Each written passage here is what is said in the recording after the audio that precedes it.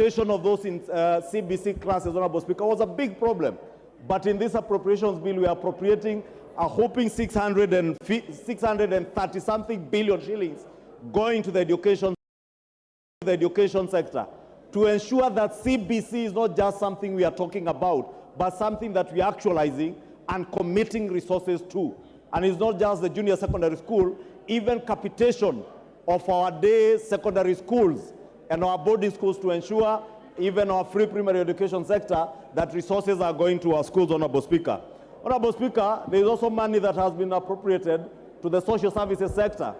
And you have seen in the press recently, Honorable Speaker, as much as our media houses have a quarrel to pick with us, and therefore they will go to great lengths to demonize what is not being done or what is supposed to be done, and they will eloquently carry out investigative series on how many octogenarians have not received their cash transfer schemes, but I never see them cover when they are receiving this money.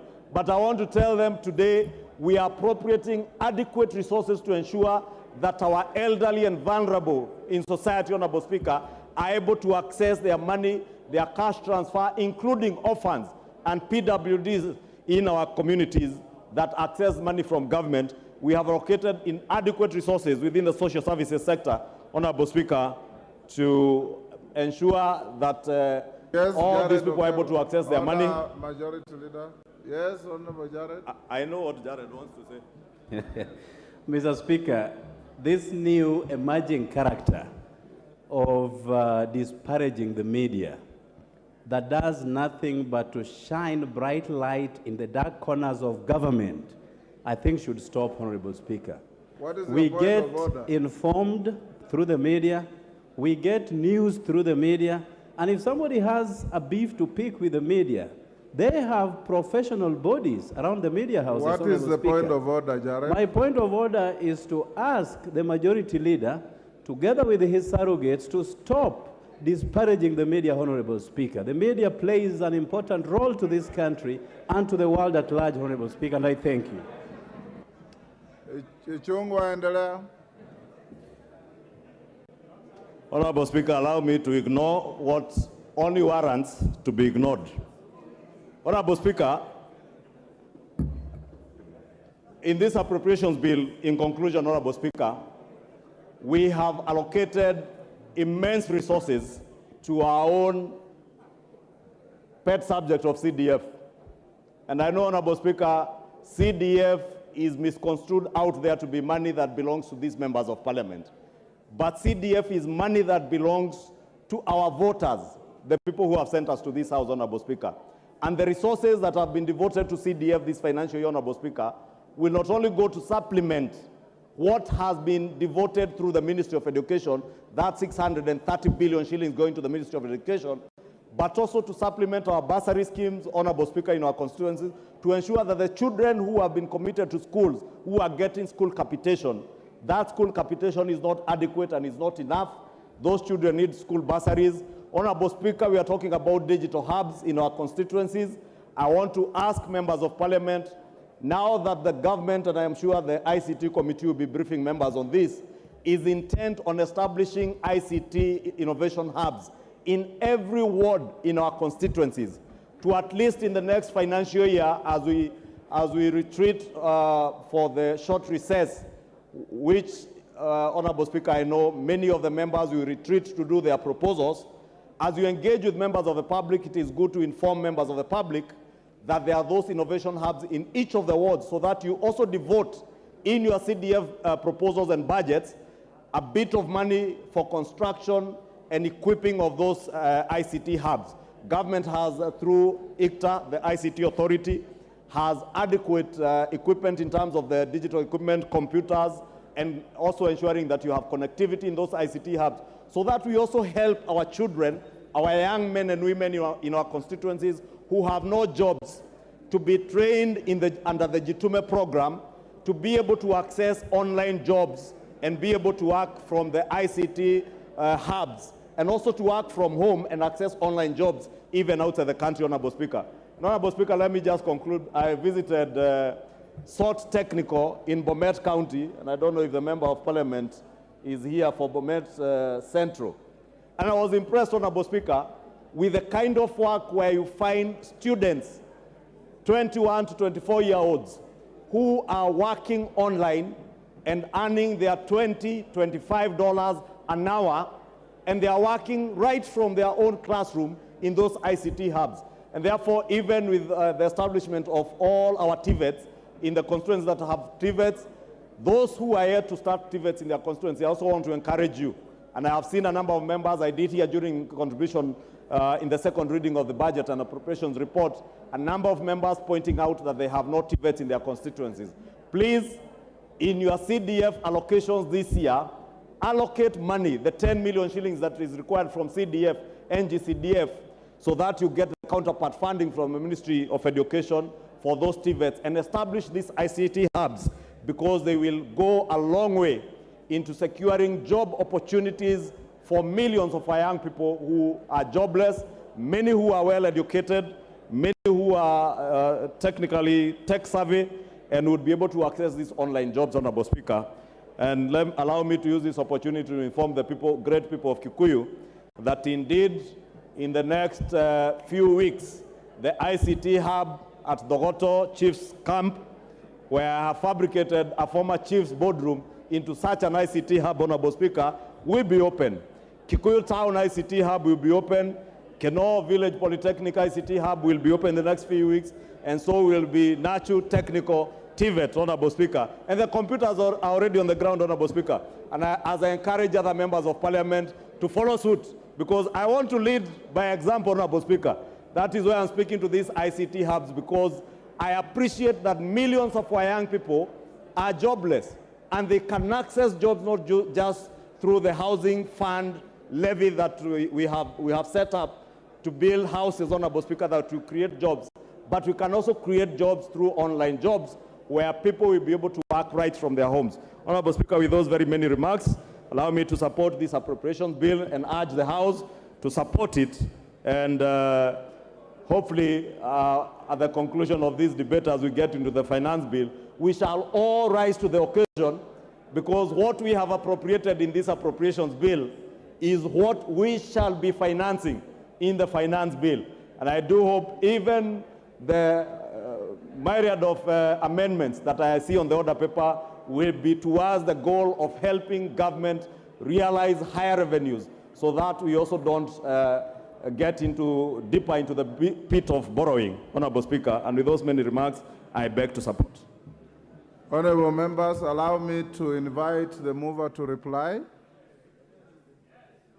Is that the mood of the House? Ndindi.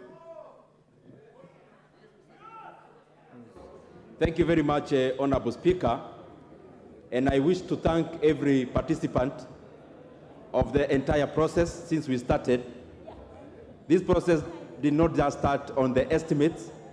We started the process of making the budget for 23-24 last year. We have held public participations. We have held sector working groups. And Honorable Speaker, every participant who has taken part, I really want to thank all of them. Just to recap in a minute, Honorable Speaker, and just to put the record straight, because I see so many figures flying around. The budget that we appropriated money for, and the budget at which, Honorable Speaker, we are debating this bill, is a budget of Kenya shillings, 3.679 trillion Kenya shillings. Honorable Speaker, out of that money, the only monies that you have allocated in terms of deficit, or the monies that you have allocated to spend, which, Honorable Speaker, we intend to borrow, is only Kenya shillings, 718 billion Kenya shillings. Honorable Speaker, this is a climb down from last financial year, when we had a deficit of 860 billion on the books, but upon assuming the positions that we are in now, and after perusal of government books, we realized 200 billion had been spent at a 223, and therefore the entire deficit was actually 1.1 trillion Kenya shillings. Honorable Speaker, it is important to highlight that among the revenue side, we anticipate to collect Kenya shillings 2.57 trillion Kenya shillings. In terms of ordinary revenue, we anticipate to collect or to have or to receive 42 billion Kenya shillings in terms of grant. And on the other side, Honorable Speaker, of expenditure, and I'm just putting the record straight because it is our responsibility, Honorable Speaker, around 986 billion Kenya shillings is actually going to CFS, because we are very categorical about allocating enough resources to offset loans so that, Honorable Speaker, we do not continue on the whole of borrowing, but we actually bury the hole by allocating as much money as possible in terms of repayment of debts. And that is why in the kitty of CFS, we allocated Kenya shillings 986 billion. Honorable Speaker, we have also increased the allocations to our counties.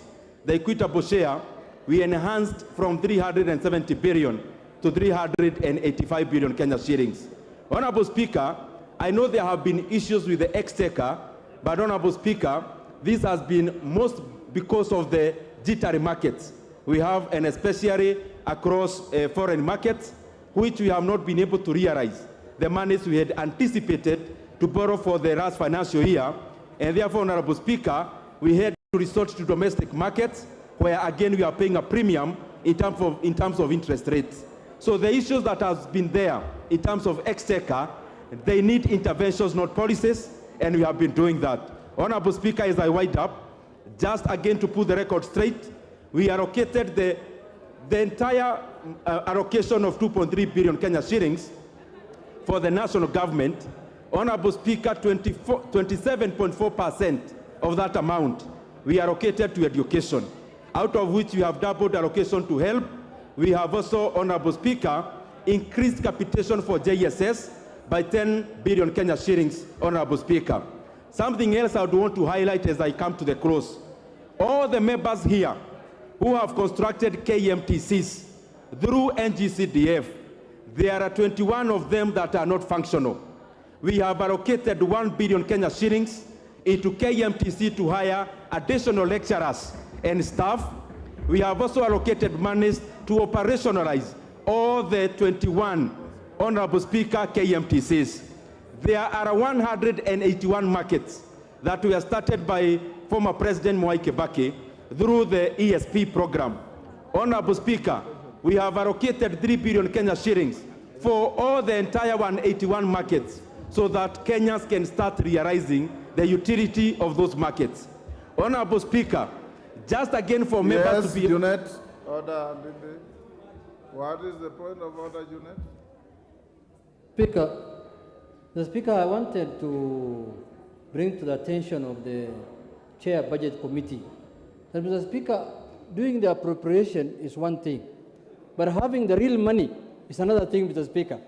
He has sold here a rosy, Mr. Speaker, a heavenly affair that we have given 1 billion to this man, 2 billion to that lady. But, Mr. Speaker, what is the level of absorption, Mr. Speaker? Will this money really come to the... He's an optimist, you are a pessimist. That makes the Honorable Speaker, in answering Honorable Junet, as I started the moving of this bill, if you realized, I actually took the first minutes to talk about the supplementary estimates too. It was deliberate. It was deliberate to show that there are only marginal changes that you are making to the budget you are exiting. And we also anticipate to have actually almost no changes in the budget of 2023-2024 because we have been very modest, we have been very realistic in the projection of revenues.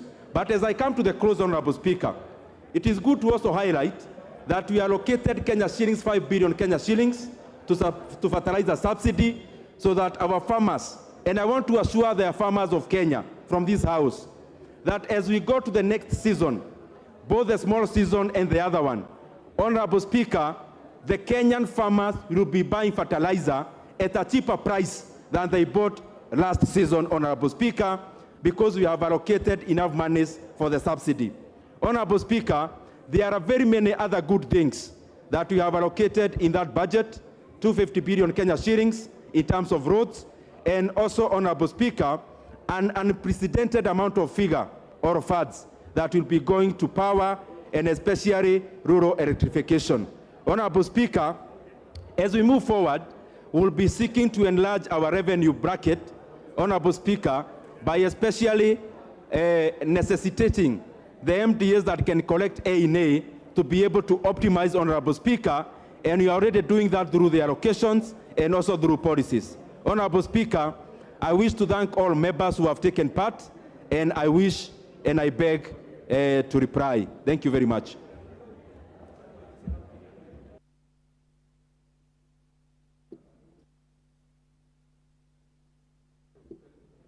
I now wish to put the question, which is the Appropriations Bill, National Assembly Bill number 27 of 2023, be now read the second time. As members of that opinion say aye. Aye. Those of the contrary opinion say nay. The ayes have it. A bill for an act of parliament to authorize the issuance of a sum of money out of the consolidated fund and its application towards the service of the year ending on the 30th June 2024, and to appropriate the sum and a sum voted on account by the National Assembly for certain public services and purposes. Next order. Yes, Honorable Mbadi, what is the issue? Thank you, Mr. Speaker. Mr. Speaker, I realized that the second order in the order paper is going to be the Committee of the Whole House on the Finance Bill. We've not reached there yet. Mr. Speaker, I was raising it because I know once you call for the Committee of the House is supposed to adjourn. But I wanted to raise this point over there so that I get your ruling on this matter, Mr. Speaker, so that when we move to the Committee of the Whole House, then the matters will have been dispensed with. Mr. Speaker, if you allow me. Right. Yeah, Mr. Speaker, this House has set traditions before. The Speaker has ruled that matters of constitutionality, matters of legality, and matters of procedure, Mr. Speaker, can be raised at any time in the course of debating a bill. Mr. Speaker, Article 259 actually speaks to the interpretation of the Constitution, and that it should be done in a manner that would promote its purposes, values, principles, and advance the rule of law and contribute to good governance. Mr. Speaker, our standing order is actually a creation, or standing orders are a creation of our Constitution. Order, Honorable Mbadi. Order. Take your seat. The matter you are raising was actually raised by the distinguished member for Arieda on Thursday. I promised to give a response to it, and I have a ruling I want to deliver on it. So you're actually flogging a dead horse. It is a matter that is already on Hansard, and the Honorable Otienda Amolo prosecuted it very well. I can see you just headed the same direction, so I will stop you there and allow me to move on to give my response to what Honorable Otienda Amolo raised. Order, Honorable members. First, bring to your attention, Honorable members, to the availability of a supplementary order paper that should be circulated. The reason I'm told, because we have members' amendments to the finance bill, some that were received late, out of time, but were accommodated, because they wanted to accommodate as many of you as we can. So you can look at the supplementary order paper, and from here we'll proceed on the basis of that. I have got two, a ruling and a communication to make.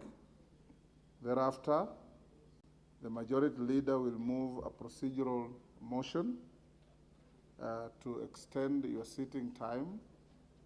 And given the enormity and the interest in the matter of the finance bill, House Business Committee today directed that where possible, today you'll sit up to the end of the day. Tomorrow morning we'll put aside Pardon? It is out of order to speak to the chair when the chair is making a communication.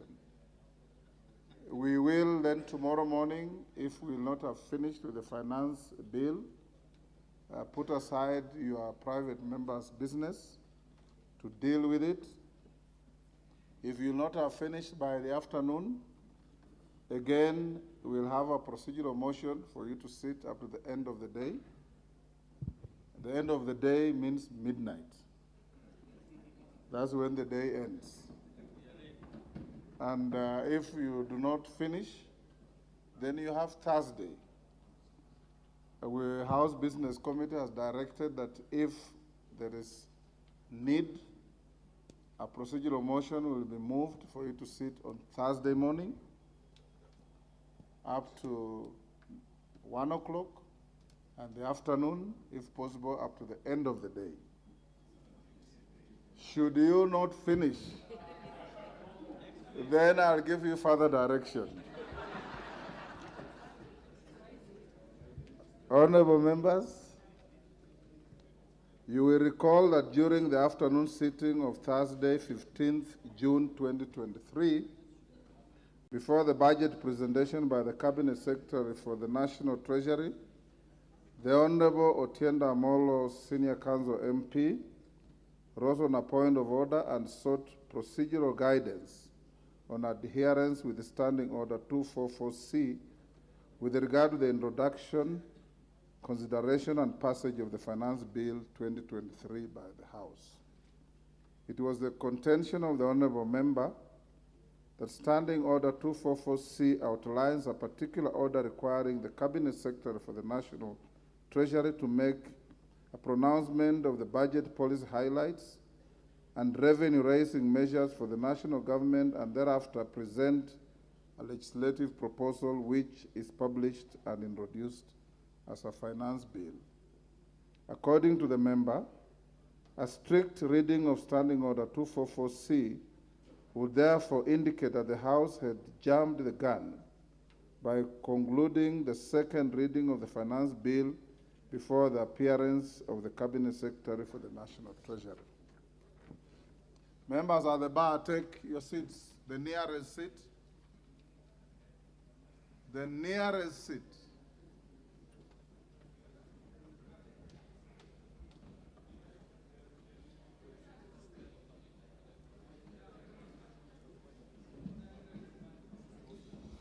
Honourable members, at the time I did indicate to the Honourable Otienda Amolo that Standing Order 244C had been rendered negatory by a court decision and offered to share the relevant judgment after the sitting.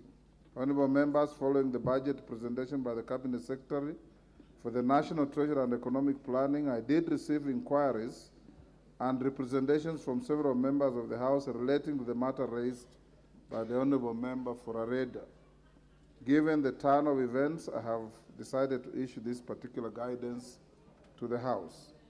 Honourable members, from the inquiries and representations received, I have isolated two issues in relation to the consideration of the finance bill that require clarification. These are: one, the effect of the court judgment alluded to in my response to the Honourable Otienda Amolo to the manner of considering and passing of a finance bill, the procedure applicable to the consideration of a finance bill in light of the provisions of Section 39A and 40 of the Public Finance Management Act 2012 and Standing Order 244C, and the effect of the presentation of the budget statement on the consideration of the finance bill, of a finance bill. With regard to the first issue, the court judgment that I alluded to relates to a matter filed by the Honourable Senator Okiya Omtatah challenging the constitutionality of the Provisional Collection of Taxes and Duties Act. As per the practice obtaining in 2018, the Cabinet Secretary for the National Treasury would submit a finance bill after the passage of the budget estimates and on the same day that he or she made a budget speech in Parliament. Pursuant to the then Standing Order 245, the House was required to pass a finance bill within 90 days of the passage of an appropriation bill. In the interim, the House would consider and pass a motion operationalizing all the revenue-raising measures proposed in a finance bill for the period between its publication and its passage in line with the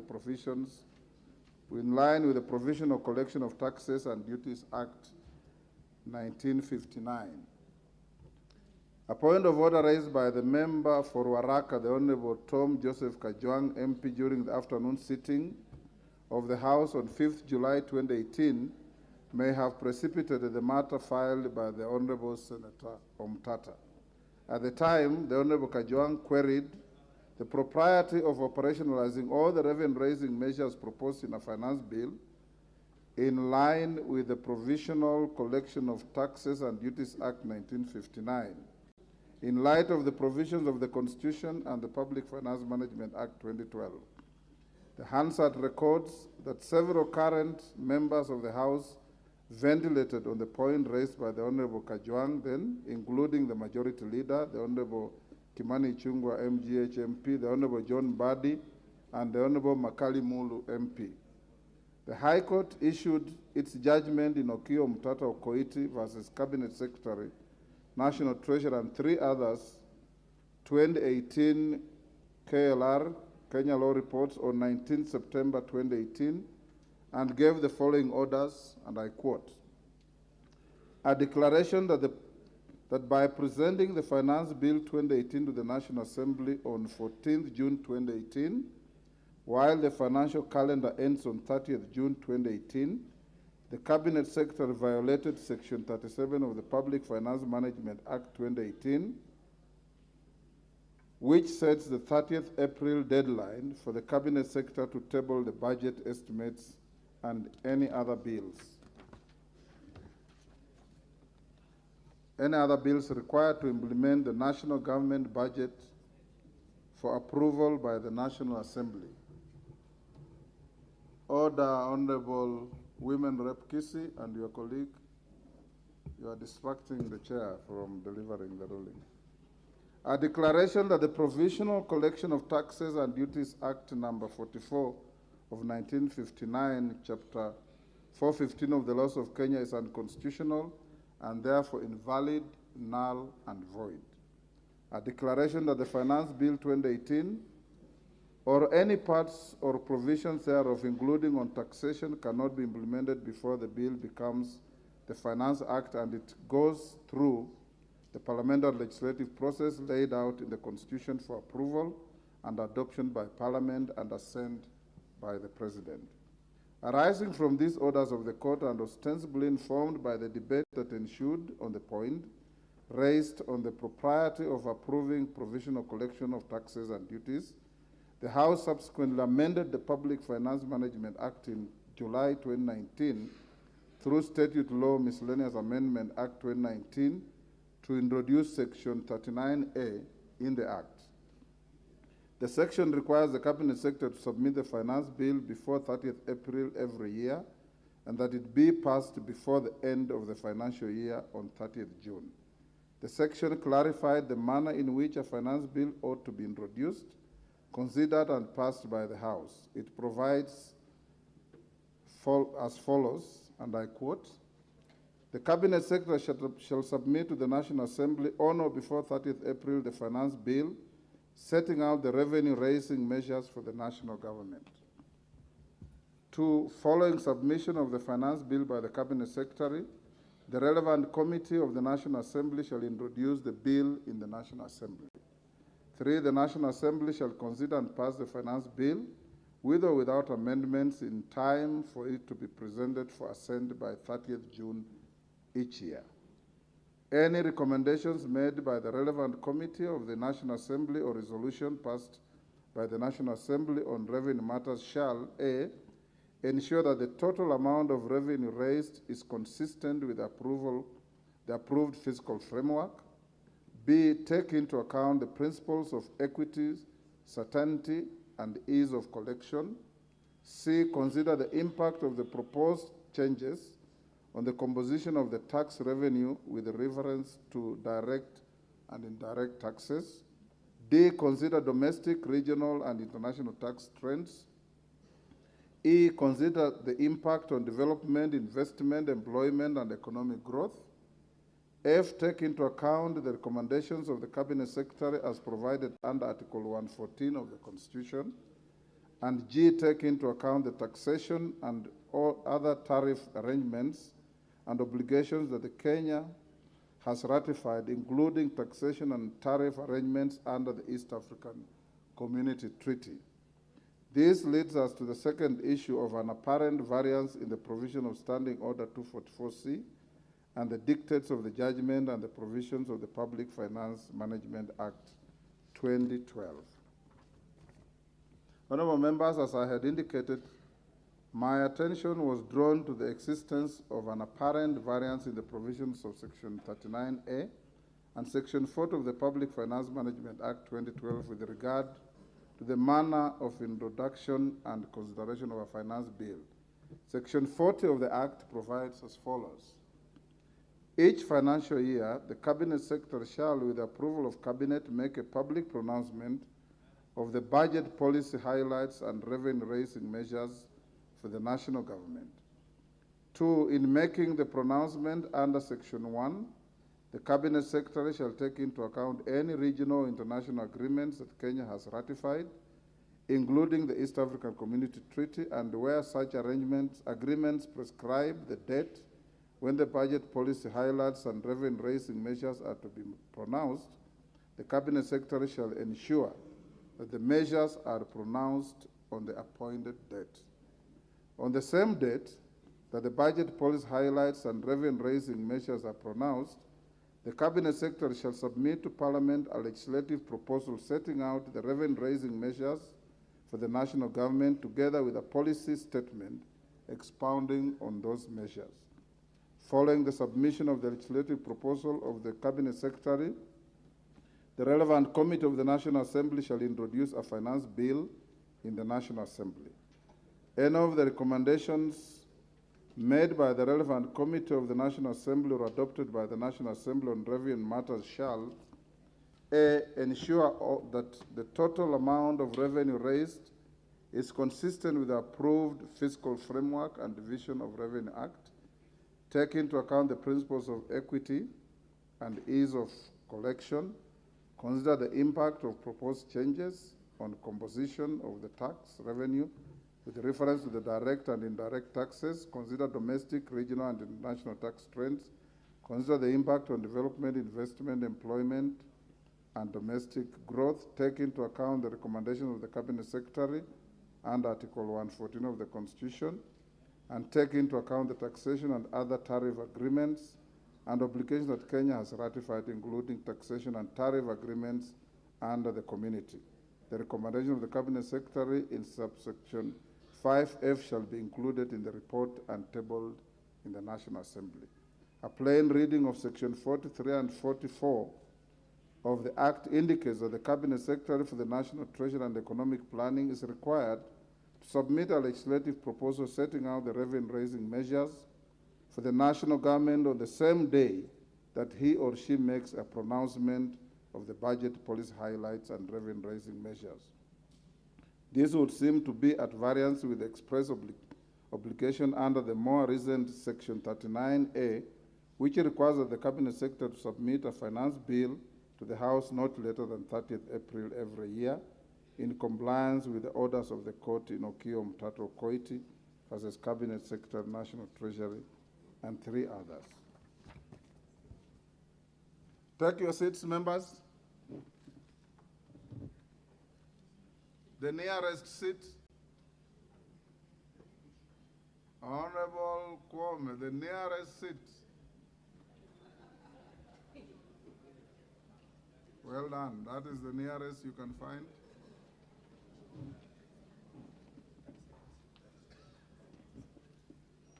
Honorable members, in my view, a purposive interpretation to bridge the apparent conflict between the two provisions requires the application of established principles of statutory interpretation and reference to the practice, precedent, and conduct of the Cabinet Secretary and House since the court judgment was issued. Honorable members, it's a canon of statutory interpretation that when faced with conflicting provisions, Preference must be given to a specific provision as opposed to a general provision. Additionally, the last-in-time principle, where the most recent addition to a statute is given precedence over a provision that was enacted earlier, should be applied. From my reading of Section 39A and Section 43 and 4, it is noteworthy that Section 39A specifically refers to the introduction, consideration, and passage of a finance bill. On the other hand, the provisions of Section 43 and 4 only generally refer to a legislative proposal. Additionally, Section 39A is the most recent addition to the Act and represents the most specific and current position of the House on the manner of consideration of a finance bill.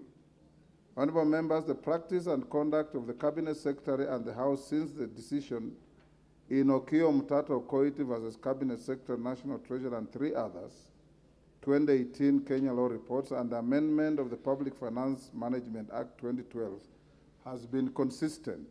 Notably, in 2020, the Cabinet Secretary submitted the finance bill together with the budget estimates on 30th April 2020. The bill was published on 5th May 2020 and was considered and passed by the House on 23rd June 2020. It was assented to by the President on 30th June 2020. The Cabinet Secretary presented the budget statement for the financial year 2021 on 11th June 2020, well after the publication of the bill.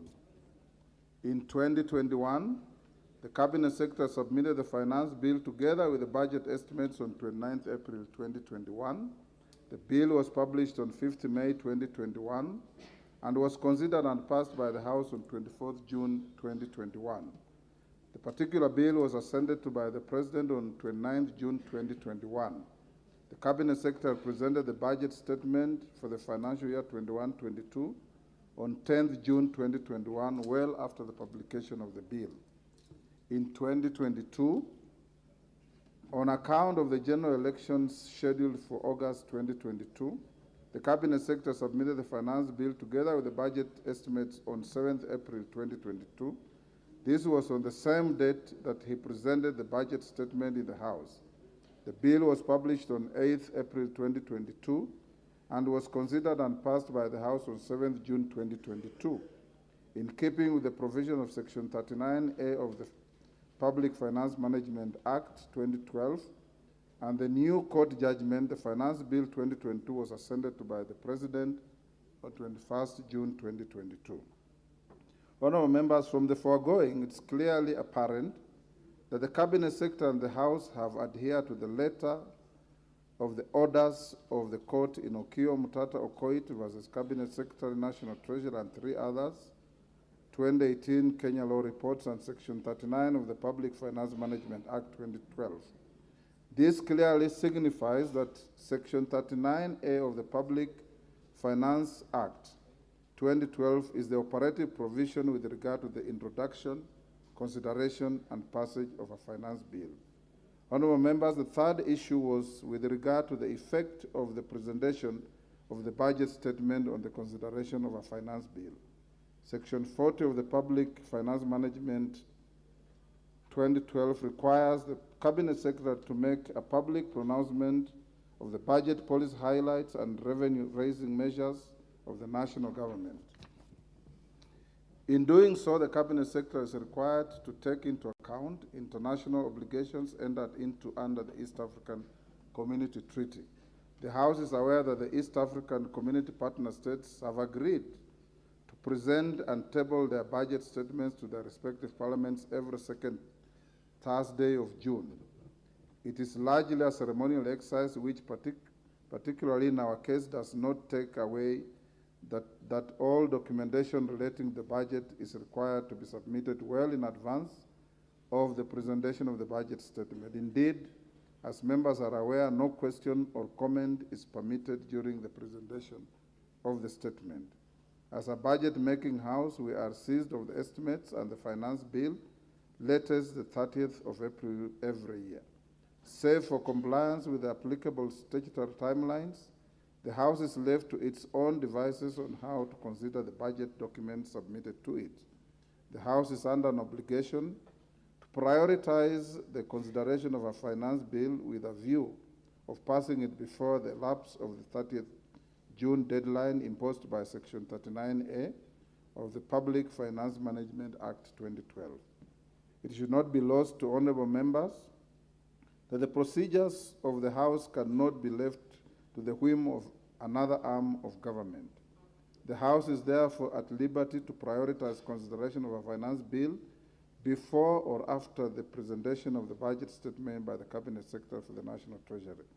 As I conclude, I note that the variance in the sections 39A, 43 and 4 of the Public Finance Management Act extends Standing Order 244C, which I gave rise to the point raised by the Honourable Member for Arieda. The Honourable Otienda Molo, EBS Senior Counsel MP. The Standing Order does not take into account provisions of Section 39A and the requirement for the submission and passage of the Finance Bill before 30th of April and 30th June, respectively, every year. Honourable members, having guided that Section 39A is the operative provision with regard to the consideration of a finance bill, I direct the Procedure and Rules and House Rules Committee to note the variance and include the standing order in the items earmarked for review when it next proposes amendments to the standing orders. In summary, therefore, honorable members, my guidance is as follows. Section 39 of the Public Finance Act 2012 requires the Cabinet Secretary for the National Treasury to submit the finance bill before 30th April every year, and that the bill be passed before the end of the financial year on 30th June. The section governs the manner in which a finance bill ought to be introduced, considered, and passed by the House. 2, it is a canon of statutory interpretation that when faced with conflicting provisions, preference must be given to a specific provision as opposed to a general provision. Additionally, the last-in-time principle where the most recent addition to a statute is given precedence over a provision that was enacted earlier should be applied. Section 39A of the Public Finance Management Act 2012 specifically refers to the introduction, consideration, and passage of a finance bill and represents the most specific and current position of the House on the manner of consideration of a finance bill. That the Cabinet Secretary and the House have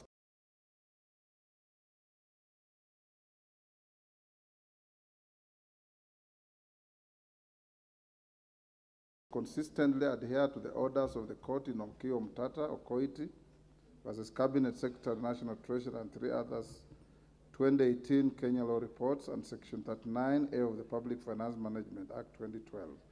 This clearly signifies that Section 39A of the Public Finance Act 2012 is the operative provision with regard to the introduction, consideration, and passage of a finance bill. That the House is under an obligation to prioritize the consideration of a finance bill with a view of passing it before the lapse of the June 30th deadline imposed by Section 39A of the Public Finance Management Act 2012. The House is therefore at liberty to prioritize consideration of the finance bill before or after the presentation of a budget statement by the Cabinet Secretary for National Treasury.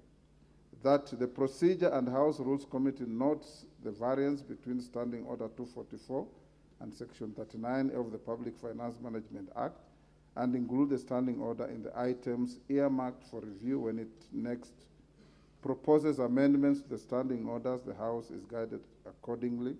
And allow me to thank the Honorable Otienda Molo for raising the issue so that we can give clarity on the matter going to the future. Thank you.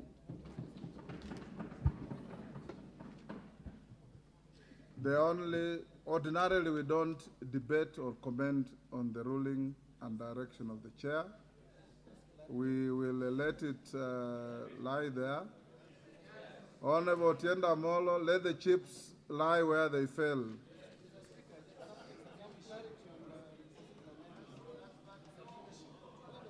Otienda Molo. Thank you. Mr. Speaker, I actually just wanted to thank you. Okay. But in so doing, I wanted to let the majority leader know, because when we raised this matter, he threw words as he usually does, alleging that I was part of the case that you've actually alluded to. So I wanted him to know that I was not part of the case and I was not aware of it. But Mr. Speaker, secondly, I take your guidance, and I think the House Business Committee and the House Rules Committee should take your guidance very seriously. We have amended our standard over twice since that decision of the court on 6th of June 2020 and 7th of June 2022. This should have been factored. But last, Mr. Speaker, because the Speaker is always right, Mr. Speaker, I urge that the House Rules Committee, in considering your guidance, do actually consider the fact that although the decision says that the matter must be published and introduced, it does not say it must be debated before the budget. I want to suggest that it would be in order to have the budget, then the contents of it are then debated in the finance bill. That is, not to bring the second reading before the budget, so that the budget is heard, then we have the second reading, which is the debate, then we move logically, Mr. Speaker. But lastly, Mr. Speaker, I do now have a point of order on the next business, which is order number 13. Order, Honorable Tiende. Order, Honorable Tiende. You are certainly taking unhelpful shortcuts.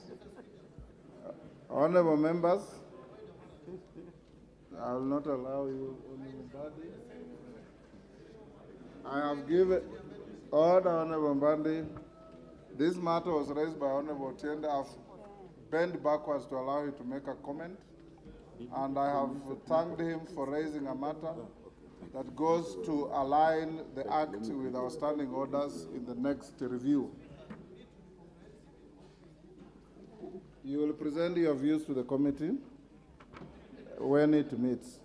Honorable members, before we go to the committee of the whole, I want to invite the majority leader to move a procedural motion on the sitting time. Thereafter, I'll give you some guidance on how to proceed in the committee of the whole before we go into the committee. Majority leader.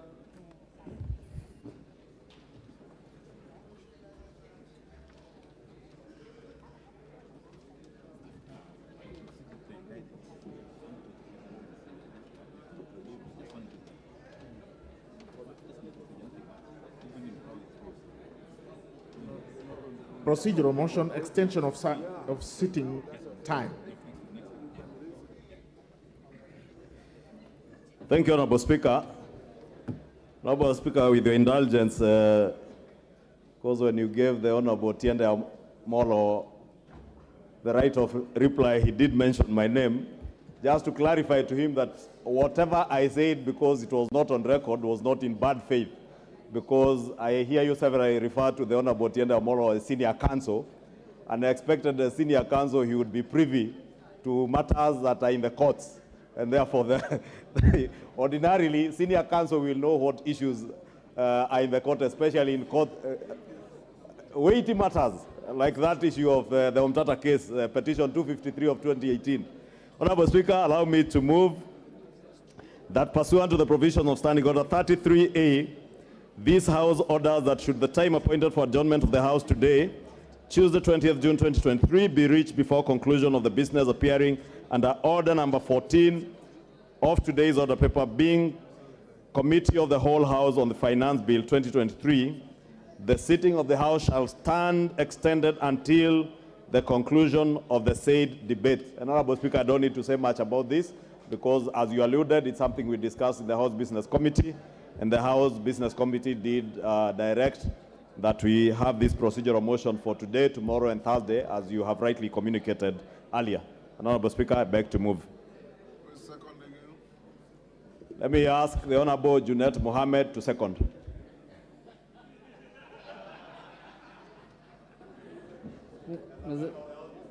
Mr. Speaker, I stand to second, but seconding Mr. Speaker, as you said, or as you directed in the House Business, we discussed in the House Business Committee that there is a lot of business before us. But Mr. Speaker, Kenyans must know that members of parliament are working. There are no other people in this country who sit up to midnight to do work. other than members of parliament, Mr. Speaker. Mr. Speaker, many times members of parliament are bashed outside there, that, oh, they earn for nothing, they earn a lot of allowances, they earn this and that. These are the only people, Mr. Speaker, who sit up to midnight to do the business for this country, Mr. Speaker. And when we are sitting up to midnight, there is no allowance. We are doing it for free, Mr. Speaker, because we want to serve our country. So, Mr. Speaker, I want to beseech members to stay. There is a lot of food, I'm told, at the cafeteria. You can eat, you can drink a lot of water, and then those who have other business after house, they can suspend it for today until another day, so that we can conclude these financial businesses of the country properly, Mr. Speaker, so that Kenyans can have money in their pockets, if at all it will be. But myself, I doubt. But thank you very much, Mr. Speaker.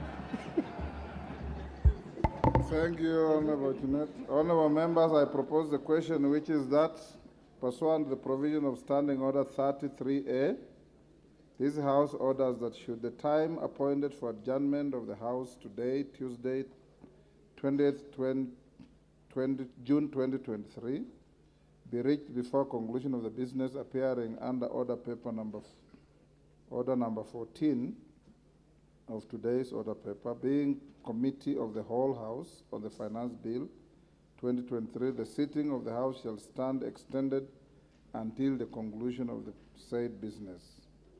I now put the question. You want to contribute on this?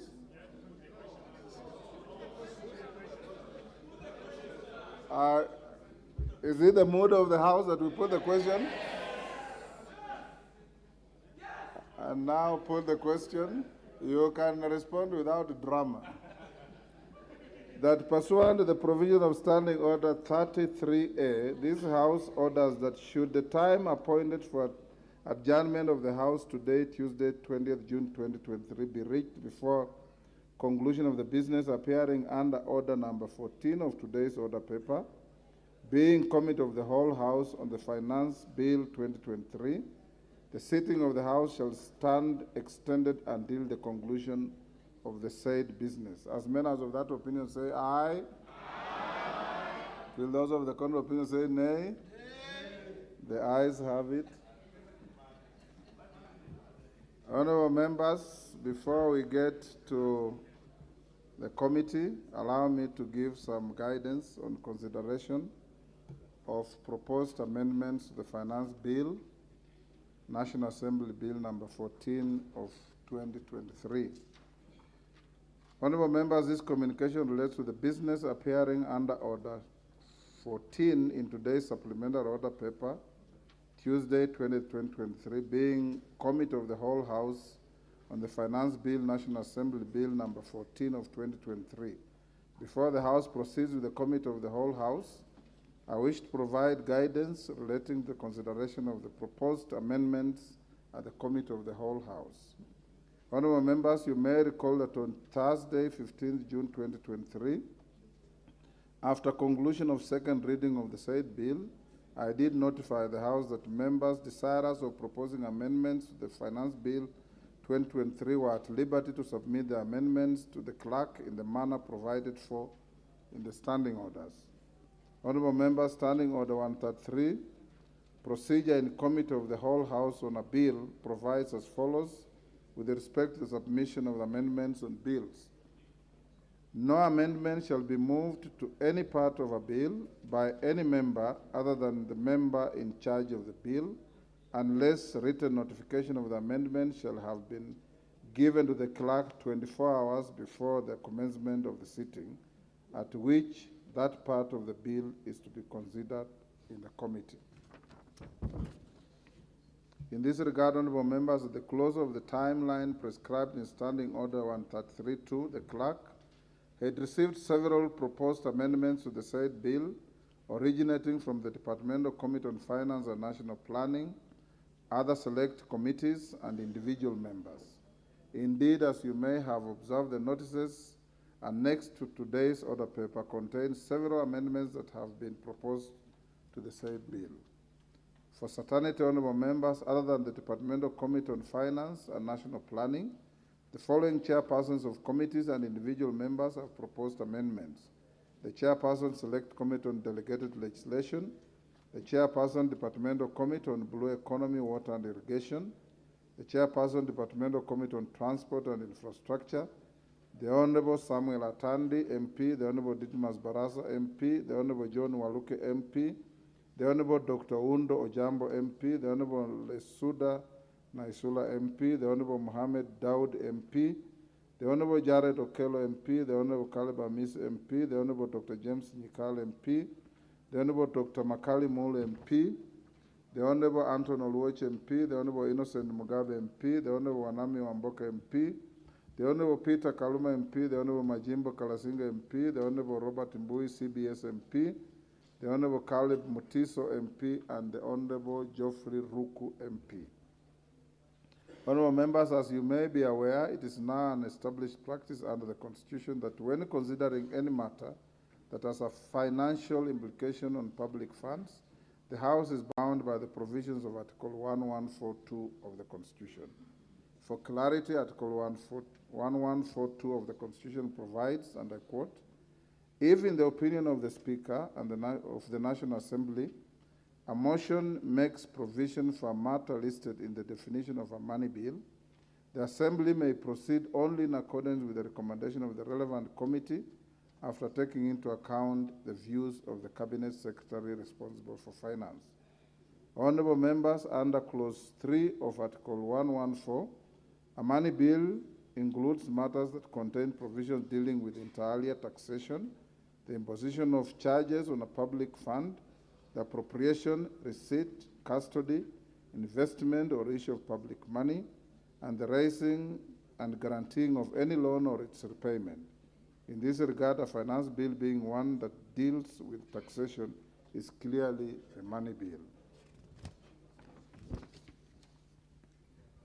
Honorable members, therefore, consideration of the Finance Bill 2023 squarely falls within the confines of Article 114 of the Constitution and other provisions relating to processing of legislation in the House. The provisions of Article 114 of the Constitution are also anchored in Section 39A of the Public Finance Management Act 2012, which states in part, and I quote, Section 39A,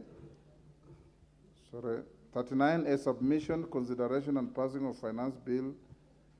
Any recommendations made by the relevant committee of the National Assembly or resolution passed by the National Assembly on revenue matters shall consider the impact of the proposed changes on the composition of the tax revenue with reference to direct and indirect taxes, consider domestic, regional, and international tax trends, consider the impact on development, investment, employment, and economic growth, take into account the recommendations of the Cabinet Secretary as provided under Article 114 of the Constitution, and take into account the taxation and other tariff arrangements and obligations that Kenya has ratified, including taxation and tariff arrangements under the East African Community Treaty.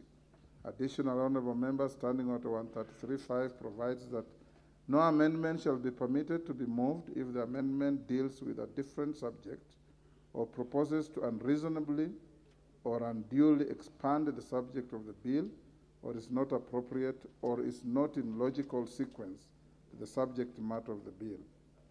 In this regard, I have analyzed the amendments proposed to the Finance Bill 2023 and noted that some contain proposals touching on matters listed in the definition of a money bill, pursuant to the provision of Article 114 of the Constitution. For the record, the amendments proposed by the Departmental Committee on Finance and National Planning are not part of those that I have isolated for guidance, as they were processed in the manner contemplated under Article 114 of the Constitution. Having applied my mind on various proposed amendments, I have determined that certain amendments are either similar to or they are fully accommodated by those proposed by the Departmental Committee on Finance and National Planning. In this regard, such amendments will be proceeded with in the Committee of the whole House. On the other hand, honorable members, there are proposed amendments that, in my opinion, fall within the meaning of a money bill in terms of Article 114 of the Constitution. As you may have clearly noticed in the order paper, I directed the clerk to publish such amendments with a disclaimer subject to provisions of Article 114 of the Constitution placed under each of the affected amendments. As stated earlier, honorable members, whenever a motion or a proposed amendment is subjected to Article 114 of the Constitution, it's expected that such proposal may only be proceeded with if there is concurrence of the National Treasury through the Departmental Committee on Finance and National Planning. In the absence of the evidence that the affected amendments were processed in the manner contemplated in Article 114 of the Constitution, the Speaker is left with no option but to direct that the Committee of the House shall not consider any of the amendments or parts of amendments that have been published in the order paper with a disclaimer. Consequently, members should note that a member seeking to delete a clause need not have an amendment proposing the deletion of a clause. This is because a member is only required to raise and oppose a clause as published in the bill. This effectively enables any member to prosecute his or her opposition to a clause despite the requirements of Article 114 of the Constitution. Further, honorable members, I hasten to inform the House that all proposed amendments for which requirements of 114 of the Constitution do not apply are annexed in the order paper. Honorable members, a number of proposed amendments have since been received from 3 members, namely the Honorable Joshua Kandia MP, the Honorable George Sunguya MP, and the Honorable Basil Ngui MP, outside the time provided for in the standing orders. For clarity, Standing Order 1332 provides as follows: no amendment shall be moved to any part of a bill by any member other than the member in charge of the bill unless written notification of the amendment shall have been given to the clerk 24 hours before the commencement of the sitting at which that part of the bill is to be considered in committee. The House will therefore note that the proposed amendments are time-barred, those 3. However, I note that some of the amendments have been incorporated in the amendments proposed by the Committee on Finance. Honorable members, I give this direction with full consciousness that the intention of Article 114 of the Constitution is not to curtail the legislative mandate of the House. The article merely seeks to ensure that inasmuch as this House reserves the power to determine revenue-raising measures, it does not commit the executive without taking cognizance of the fiscal policy and considerations of the national government. The House is accordingly guided. I thank you. Minority Leader.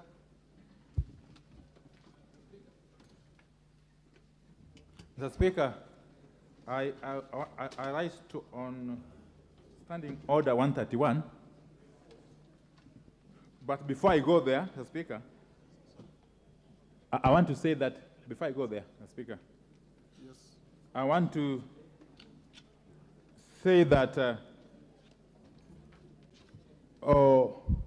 just as I mentioned earlier today in the House Business Committee, Mr. Speaker, our understanding of the provisions of Article 114, Sub-Article 2, is that the House does not require the concurrence of the Cabinet Secretary, but simply requires to take into consideration the views of the Cabinet Secretary, which views it can either accept or reject.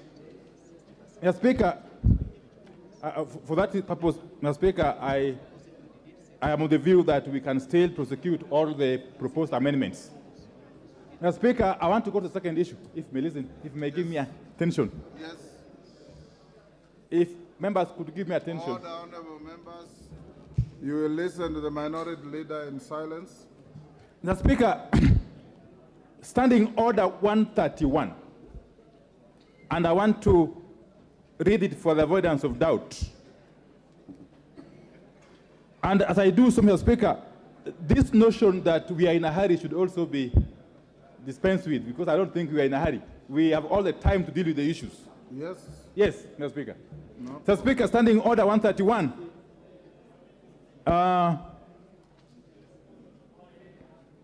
Standing Order 131.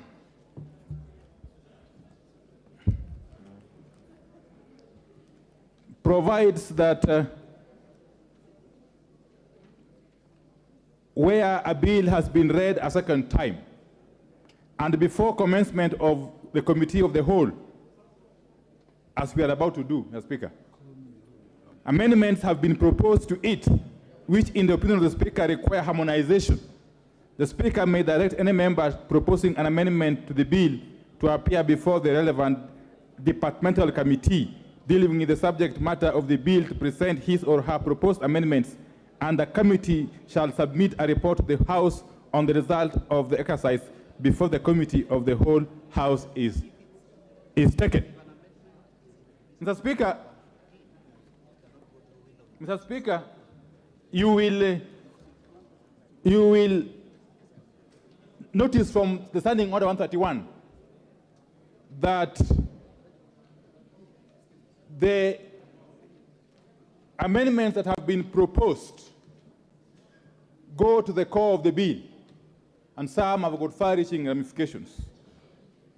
I just want to plead with you, because we haven't been told if at all a window was provided to the Committee on Finance, chaired ably by Honorable Kimani Kuria, to undertake this harmonization process.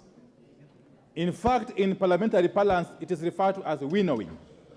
That would then make the work of the whole House easier, Mr. Speaker. Mr. Speaker,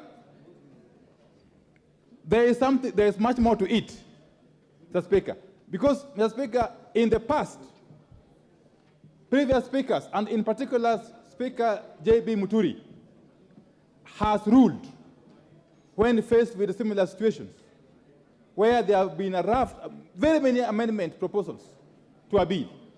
He has ruled that the winnowing exercise be undertaken before the Committee of the Whole can commence. But he has even gone further, Mr. Speaker. If you go to Article 118 of the Constitution, Article 118 of the Constitution, Mr. Speaker, imposes a duty on this House, without reading it, imposes a duty on this House to undertake proper public participation on any bill before it can be dispensed with, or before it can be processed. Mr. Speaker, the upshot of this, and again this is buttressed by Standing Order 127.3, which I will read. 127.3, Mr. Speaker, and I seek members' indulgence. 127.3, the department committee to which a bill is committed shall facilitate public participation on the bill through an appropriate mechanism, including B, holding public hearings, and many other things. Mr. Speaker,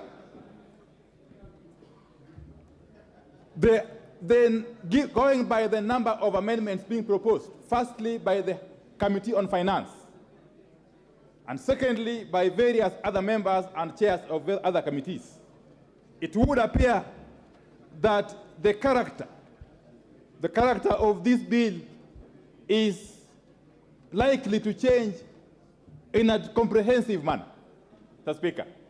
And we are likely to be transacting business on matters which the public have not been given an opportunity to make their contribution. In other words, on a matter on which the public has not participated, Mr. Speaker. Mr. Speaker, I want to just give two examples of bills which had not only been referred back to the Committee for Harmonization, which is winnowing, but actually were ordered to be republished by the Honorable Speaker J.B. Muturi. Mr. Speaker, one such bill is the gaming bill, Bill number 35 of 2019. The second bill is the Universities Amendment Bill of 2021. In those two instances, in respect of those two bills, Speaker Muturi, having assessed the enormity of the proposed amendments and the likelihood of them changing fundamentally the character of the original bill, and bearing in mind the requirements and the dictates of Article 118 of the Constitution on public participation, buttressed by Standing Order 127.3, did direct that the bills not only be harmonized, but actually be republished before the House could transact them. Mr. Speaker, in the same vein, I want to plead with you, because 30th of June is still too far away, Mr. Speaker. The House can find a mechanism of navigating through this process. But we cannot circumvent a very cardinal process, a very cardinal principle in the Constitution of Kenya 2010, which is public participation under Article 118, Mr. Speaker, by simply rushing through this process. Mr. Speaker, it is my submission that this bill requires not only a harmonization process, but actually requires to be republished, having thought that the public can be given adequate time and opportunity to participate. Mr. Speaker, I submit. Thank you. Majority Leader. Thank you, Honorable Speaker, and may thank the Leader of Minority for raising those issues. However, Honorable Speaker, a number of the issues that have been touched on by the Leader of Minority are not accurate. Because, Honorable Speaker, I have been in this House for the last almost 11, 12 years with the Leader of Minority. We joined this House together. And he knows for a fact, because he has alluded to previous rulings by Speaker J.B. Muturi and precedents set by Speaker J.B. Muturi. The Leader of Minority knows for a fact there is not any single moment that Speaker Muturi or indeed any other speaker in the history of this House has allowed the process of winnowing alluded to understanding order 131 on money bills. That is a fact, and the Leader of Minority knows that is a fact. Winnowing has been done on other bills except money bills that are not subject to Article 114 of the Constitution, Honorable Speaker. Therefore, in view of that, Honorable Speaker, that's what I was saying, Honorable Speaker, it is not accurate what the Leader of Minority is saying. And indeed, if this was not a money bill, a winnowing process would help to enable the House to process the myriad of amendments that are similar in a faster way. But on money bills, the Leader of Minority, with all due respect, knows in the history of this House, it has never happened, because money bills are subject to the provisions of Article 114. Two, Honorable Speaker, this is not the first finance bill we are processing as a House. Neither is it the last. But filibustering is also not the first time we have seen it.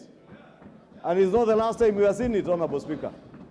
Therefore, Honorable Speaker, I hear the Honorable Leader of Minority say that we don't need the concurrence of the National Treasury.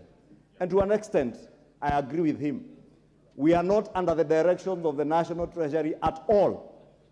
But I want to confirm that in line with the provisions of Article 114 of the Constitution, the Chair of the Finance Committee has been able to engage, and even after the House Business Committee this morning, Honorable Speaker, I was in a meeting with the Chair of the Finance Committee and a whole delegation from the National Treasury to consider all the amendments that have been proposed both by the committee, and indeed, I can tell you there were clauses, amendments that have been proposed by the committee, which on consultation with the National Treasury, some were dropped.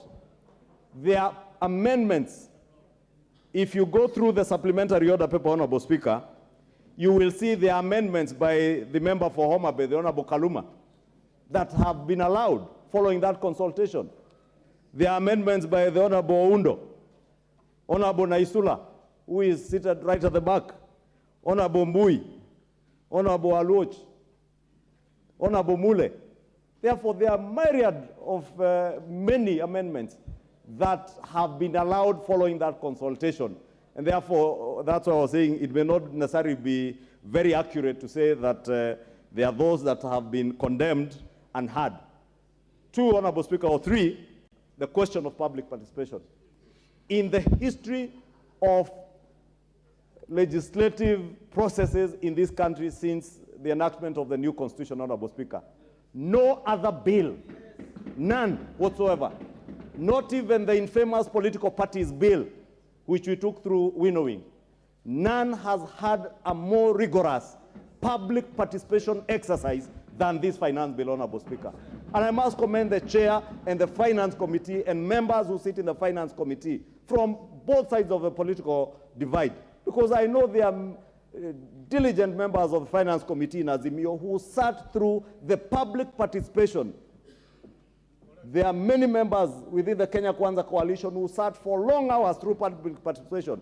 For the first time, Honorable Speaker, I have seen members of parliament, as Honorable Junet was saying, not just sitting up to midnight, sitting even on Sundays. At one point, Honorable Speaker, may the Lord forgive me, I was watching a public participation exercise when I was seated in church somewhere, Honorable Speaker, because these members of the Finance Committee devoted a lot of their time to this public participation. And therefore, the question of public participation, I think, is spent and is something that has been covered. Honorable Speaker, there are other amendments, and I'll draw reference to some amendments I've seen here by the Honorable Makali Mulu, some that seek to delete particular clauses, Honorable Speaker. I think, Honorable Speaker, other than being subjected to the provisions of Article 114, if you are seeking to delete a provision in a bill, the easier way is to vote against that particular provision in the bill. And therefore, you have been accorded the opportunity, since the provision is still the particular clause, for instance, those that the Honorable Makali Mulu sought to delete. The easier way is when we go to committee, the Honorable Makali Mulu will get an opportunity to prosecute his case as to why he seeks deletion and convince me and others that we should delete that particular clause. And if we agree with him, we vote in the negative and delete, basically defeat that particular provision, and it will not be there. Therefore, Honorable Speaker, let me in conclusion say that the process of winnowing in the history of this House, I think, is a fact that is known by those who have been here, that the process of winnowing has never been subjected to money bills. And unless we are trying to reinvent that, Honorable Speaker, and I do want, in conclusion, to beg that as much as we are not in a hurry, Honorable Speaker, as the leader of minority says, we have up to midnight. We are in no hurry. But we must also spend the time that we have devoted here up to midnight today, up to midnight tomorrow, up to midnight on Thursday, and hopefully even before 30th, any other day, but we must utilize our time properly. Let us not in any way utilize our time through filibustering and trying to spend time in not a very wise manner, Honorable Speaker. I beg to submit. Junet. Mr. Speaker, the cardinal responsibility of this House is to legislate, Mr. Speaker, in Article 95. And Mr. Speaker, we must stop anything that can impede legislation in this House, Mr. Speaker. Mr. Speaker, the members here have amendments to the finance bill, but they have been told that under Article 114, there must be consultation with the Treasury. But Mr. Speaker, the consultation with the Treasury is supposed to happen between the committee and the Treasury, and not necessarily with the members. And this impedes now members from doing their legislation work, Mr. Speaker. Mr. Speaker, I remember in 2018, in this House, and it's on record, it is in the hands of Mr. Speaker, I brought an amendment to the finance bill, and which was a money bill. And we were amending a clause that was putting, VAT, 16% VAT on fuel, the same thing we are doing today. And Mr. Speaker, at the beginning I was told that this is supposed to be under 114. But the Speaker then was seated on the same chair, you are seated today, made a ruling in the afternoon here, and said that let the matter be decided by the members themselves in a voting. And in the end, we agreed that let us come up from 0, we go to 8, and the executive comes from 16, they come to 8, and that's why today we have 8% of VAT on the fuel, Mr. Speaker. Mr. Speaker, there was no memorandum. There was nothing. We agreed here, and the Speaker ruled that he's exempting that amendment from what Article 114. Why? Because even the Constitution, that 114 says, in the opinion of the Speaker has an opinion. The Speaker has a serious opinion, because he's the one who runs the House.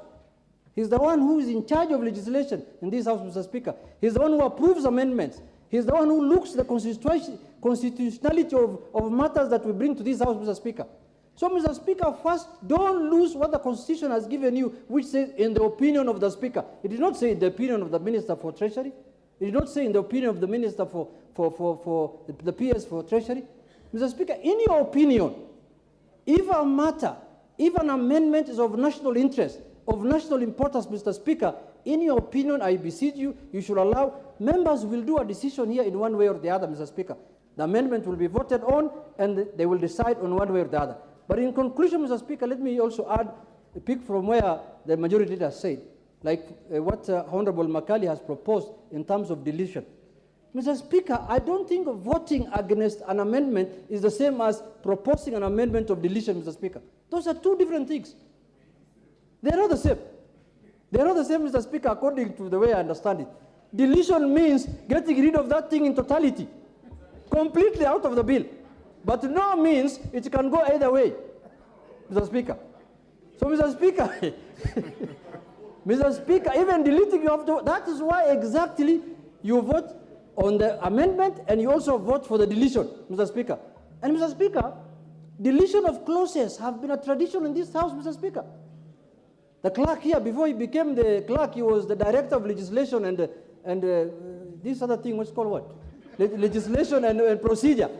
And Mr. Speaker has been approving deletions for the last 15 years I've been here, or 10 years I've been here. Delete this, delete that. Why is deletion becoming an issue today? If you don't like that deletion, vote against it also. The way you are saying we vote against the amendment.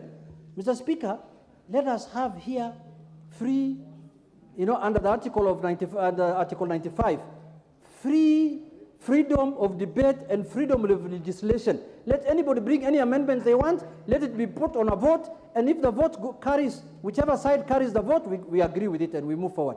Mr. Speaker, let us not hide ourselves under Article 114. That article is so ambiguous. It's like the one that the executive uses to guard Parliament when we normally pass bills here. They go for assent. They return it with a memorandum, Mr. Speaker. And then you are told to undo that. You have to get 2/3. Article 115. That's another one. That has been abused for the last 10 years, Mr. Speaker. It was abused in the last 10 years. Okay, Mr. Speaker, order, you see... There's a point of order from Chepkonga.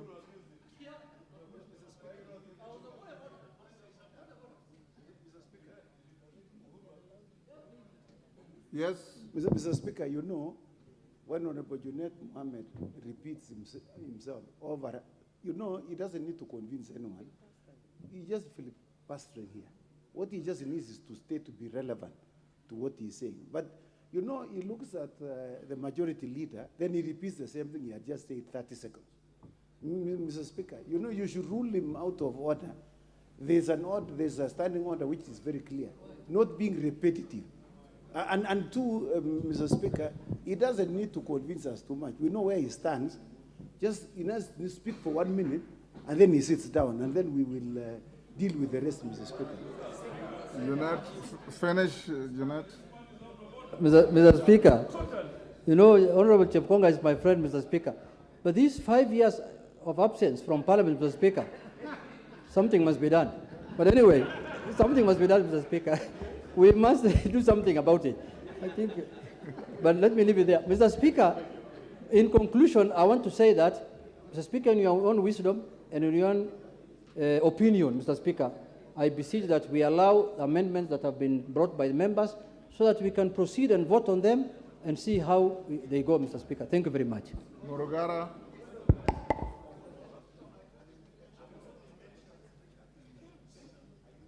Just take your seat, I'll give you. Morogara. Thank you. Thank you very much, Mr. Speaker. Mr.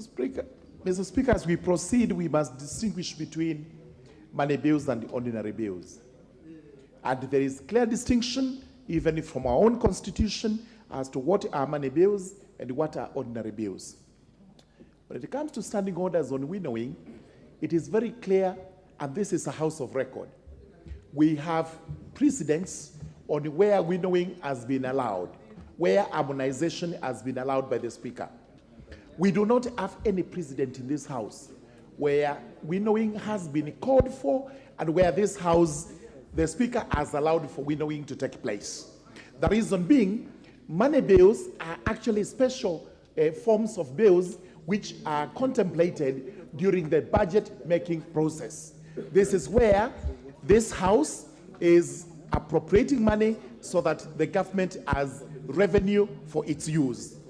Even where you look at the Constitution, where it is stated in the opinion of the Speaker, it proceeds to say in sub-article 2 that that motion for a matter listed in the definition of a money bill, the Assembly may proceed as per recommendations of the Committee of the House after taking into account the views of the Cabinet Secretary responsible for finance. So surely, this is not far-fetched when we say we are to seek views of the Cabinet Secretary for finance. It's part of our law. Most important, it's important to say that in the last parliament in which I sat, we did winnowing in the political parties amendment laws, which was in order. We also did it in the security laws, which was in order, but we have never done it in a finance bill. And most important, again, I go to deletions. Deletions in a finance bill are equivalent to successfully opposing a section of that act. Once you oppose successfully, that section is deleted in entirety. This is why we are saying there is no point in having these deletions in the order paper. We simply take it to vote. It carries the day, the deletion succeeds. It fails, the section remains. Therefore, we believe we should be proceeding without these deletions, and most important, the winnowing bit is not relevant to what we have before the House today. Thank you, Mr. Speaker. Makali Molu. Yeah, thank you. Thank you very much, Honorable Speaker. Honorable Speaker, I want to go on record that I've been a member of the Budget Committee since I joined this Parliament for the last 11 years. And one of the key responsibilities of the Parliamentary Budget Office is to determine whether bills are money bills or they don't need to come to the Budget Committee. Once bills are determined to be money bills, Honorable Speaker, the Budget Committee will have to sit and accord a member a chance to present this bill and justify why the bill is important to this country. And on the basis of that, then there will be consultation with the Treasury to determine whether the bill should proceed to the second reading or not. Now, Honorable Speaker, what we have done to this bill, this being a finance bill, automatically all amendments will be money bills. All amendments will relate to money bill because this is a finance bill. Honorable Speaker, if you look at the kind of amendments being proposed by members here, and there are very many, Honorable Speaker, I think what Junaid was saying makes a lot of sense, that we might need to be accorded an opportunity as honorable members who are proposing these amendments to be listened to, so that on the basis of that, then we make a decision whether I need to withdraw my amendment or not. In a situation where you are leading more than 10 honorable members and 2 departmental committees proposing amendments, and we just want to rubbish this kind of amendment by the fact that they relate to Article 114, I think we have been unfair to this House as a House which makes laws. So, honorable members, for me, we still have up to 30 to pass this bill. I don't think we are late. If it was my opinion, I would have requested that the Speaker accords us an opportunity, maybe up to midnight, as he's saying. Now we can just break and this committee convenes. We go there up to midnight, we present our issues, and then we see our way forward. The other issue is, when I propose to delete a clause, we know this House, matters voting, we lose all our senses. People will just say yes, even when it should be no. Others will be saying no when it should be yes. And on those bases, the only room I have is to delete, so that I'll have an opportunity to prosecute my case, and I hope I will be convincing some on the basis of objectivity and not on the basis of what we have been told to do, honorable members. So, Honorable Speaker, I beg you, if it is possible, you accord these honorable members an opportunity to prosecute our amendments. Thank you, Honorable Speaker. Chair of the committee, I will bring this to a closure soon. Thank you, Honorable Speaker. I have an advantage of having been a member of the Committee of Finance and National Planning for the entire life of the 12th Parliament, and therefore I have seen the process of the finance bill for the last 5 years, and this is the 6th year where I've chaired. Honorable Speaker, on 2 occasions, I actually did not agree with the committee, and I wrote, and it was actually on the order paper, that I move amendment on the finance bill. And those 2 occasions, Honorable Speaker, there was no winnowing that happened for those particular finance bill for the 5 years that I served as a member of the Committee of Finance and National Planning. The Honorable Makani Mulu brings a very interesting debate about money bills and budget committee. So now that makes it even a little more complicated. Then should therefore those amendments have been sent to the Committee of Budget and Appropriations and not then the Committee of Finance and National Planning? Lastly, Honorable Speaker, most of the amendments that honorable members were bringing, we actually did have a sitting with the committee, and we actually looked at them. And for some of those and most of those amendments were actually being carried in our amendments that you're proposing this particular afternoon, Honorable Speaker. And lastly, every clause, and I would like members to really understand this, that every clause in this particular bill has a financial implication. Last week, we did pass in the Committee of Supply, the appropriations of various categories. I did not see, Honorable Speaker, apart from the allocation for private universities, I did not see any amendment proposing to do a cut in any of the budget proposals that was passed by the Chair of the Budget and Appropriations Committee. Therefore, to expect, therefore, that the committee would accept particular clauses or amendment of particular clauses without consultation on the financial implication would be committing a budget suicide, if we call it Honorable Speaker, because we have a responsibility. And unfortunately, that responsibility is being carried by the Committee of Finance and National Planning to find resources for projects, for votes that this particular House has agreed on. So I really urge this House, when you come to debate on the revenue measures to finance a budget you members of Parliament have already passed, which I did not see any of the members of Parliament on the other side of this House amending any vote to reduce our expenditures, to come and now reduce how we are going to finance this. We have tried to achieve a deficit of only 718 billion. Therefore, any amendment without consultation on any clause is therefore going to affect our Chairman, debt and our... 114. I think, Honorable Speaker, I have made my point. Thank you very much. Honorable members, for us to make progress, having listened to the issues raised by the minority leader, the response of the majority leader, the Honorable Junet, the Honorable Makali Mulu, the Honorable Murugara, and the Honorable Kimani. First, the issue of Article 114 should be protected and be held as sacrosanct. However, in the opinion of the Speaker, and this is not in any way President setting against 114, having looked at the amendments listed and the clauses in the bill that have attracted the highest proposals for amendments, and these are the following clauses: Clause 2, Clause 24, Clause 33, Clause 34, Clause 36, Clause 43, Clause 76, Clause 78. I will allow proposed amendments on those clauses to proceed regardless. The rest, order. Those of you who have filed amendments, you know the clauses you are amending.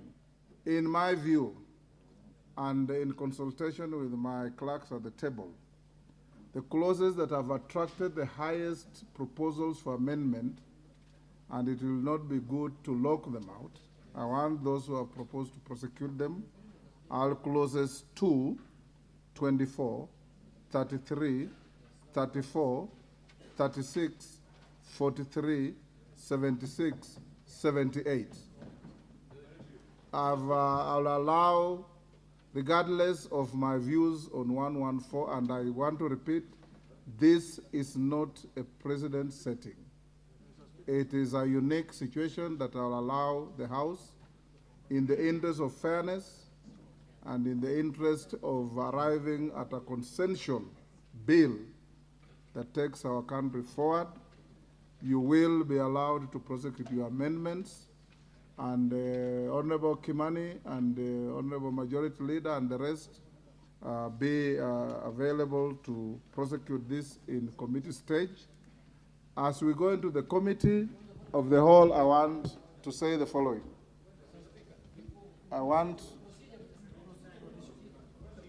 Yes, Junet, what is it?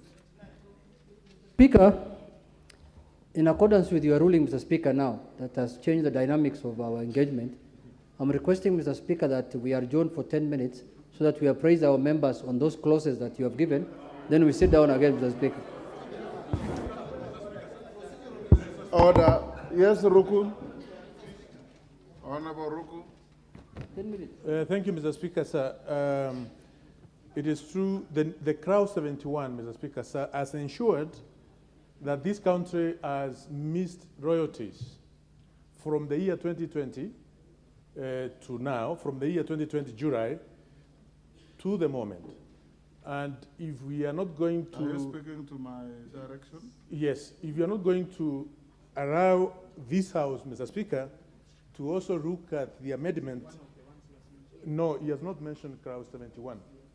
I beseech you, Mr. Speaker, to also allow Crowd 71 of the finance bill to be looked at, regardless whether it is a money bill or it's affecting Article 114 of the Constitution or not. Because if it does not get the amendment, Mr. Speaker, this country will continue losing royalties, and we are here seeking to see how we can finance the deficit of 719 billion as it Honorable has been... Ruku, you seem to have a mistaken belief that the amendment will go through. It will be put to a vote. Yes, please, Mr. Speaker, I beg you to allow, we put that clause into the... You know, if I now start deleting and including, we will not make progress. I've given you a reasoned direction, and I believe it's a sound direction. Let me now call the House. What is procedural, Bandi? And let it be procedural. Procedural. Mr. Speaker, I want to first of all thank you for your ruling and the indulgence on this matter of allowing members who had proposed amendments to be considered. But Mr. Speaker, as a matter of procedure, from the debate here, Mr. Speaker, it is clear that we need to do something about our standing orders and to make amendments. Mr. Speaker, I want to just suggest, because tomorrow we will have another speaker who may not indulge its members. We need to be clear that if this provision in the Constitution talks about Assembly may proceed only in accordance with the recommendation of the relevant committee of the Assembly, there should be a report from the committee on each and every proposed amendment so that members proposing amendments, Mr. Speaker, are not disadvantaged. It should not be left at the whim of the clerk or even the speaker, Mr. Speaker. Mr. Speaker, by the way, you only have the authority, in your opinion, to determine whether it is a money bill. But as to whether the House should proceed, that is now supposed to come from the committee. And that should be in form of a report, Mr. Speaker. So what I expected, Mr. Speaker... Mbadi, yes. You are actually pursuing a defeatist argument. No, Mr. Speaker, I am just asking that we fine-tune our standing orders. You are so inviting me yes. to lock out everything. Because, Honorable Mbadi, you know you are talking to a speaker who is also a very senior lawyer in this country and who understands legal issues very clearly. There is the provision of Article 114 and the public participation bit. There is also your own standing orders that limits the time within which to file the amendments. So if you want to open that argument and we go back to the status quo ante, then we lock out everybody. I have exercised my discretion and magnanimity to members who have filed amendments in the largest number and said, so that we do not lock out members unnecessarily and unreasonably, those clauses that have attracted the largest number of proposed amendments cannot be for nothing. Let them be dealt with in the committee of the whole. You will argue your case for amendment. The chair of the committee or any other member will respond. The chair of the committee of the whole will put the question and the matter will proceed. Number two, going forward, because I have told you already, honorable members, and directed that you'll sit up to the end of the day, today, tomorrow, Thursday. But it's also in your interest to prosecute the matter and finish it within reasonable time. So the manner of voting, I will direct the chair of the committee that where he or she finds it necessary to call for an electronic vote, to do so. Where it is necessary to go for a voice vote, I always call it a noise vote. If you want to have a noise vote, the chair will determine. Where you want to have an electronic vote, the chair will determine, so that you can make reasonable progress. So I now ask you to be upstanding. We go into the committee of the whole.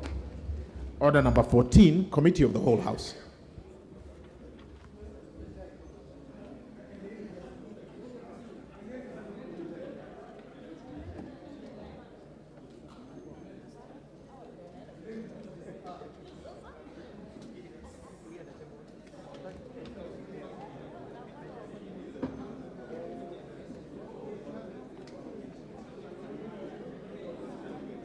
Supposed to bow.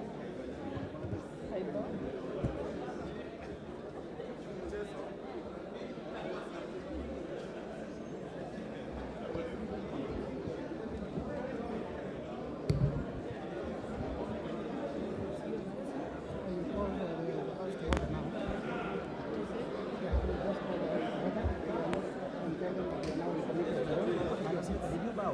Yes, I did. Members, I already bowed and none of you are sitting. You may sit. We now commence the committee of the whole house.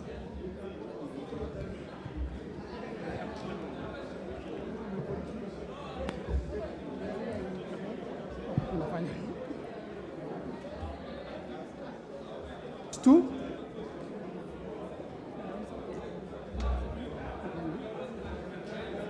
The Income Tax Act, Clause 2. Yes, amendments. We'll proceed with this.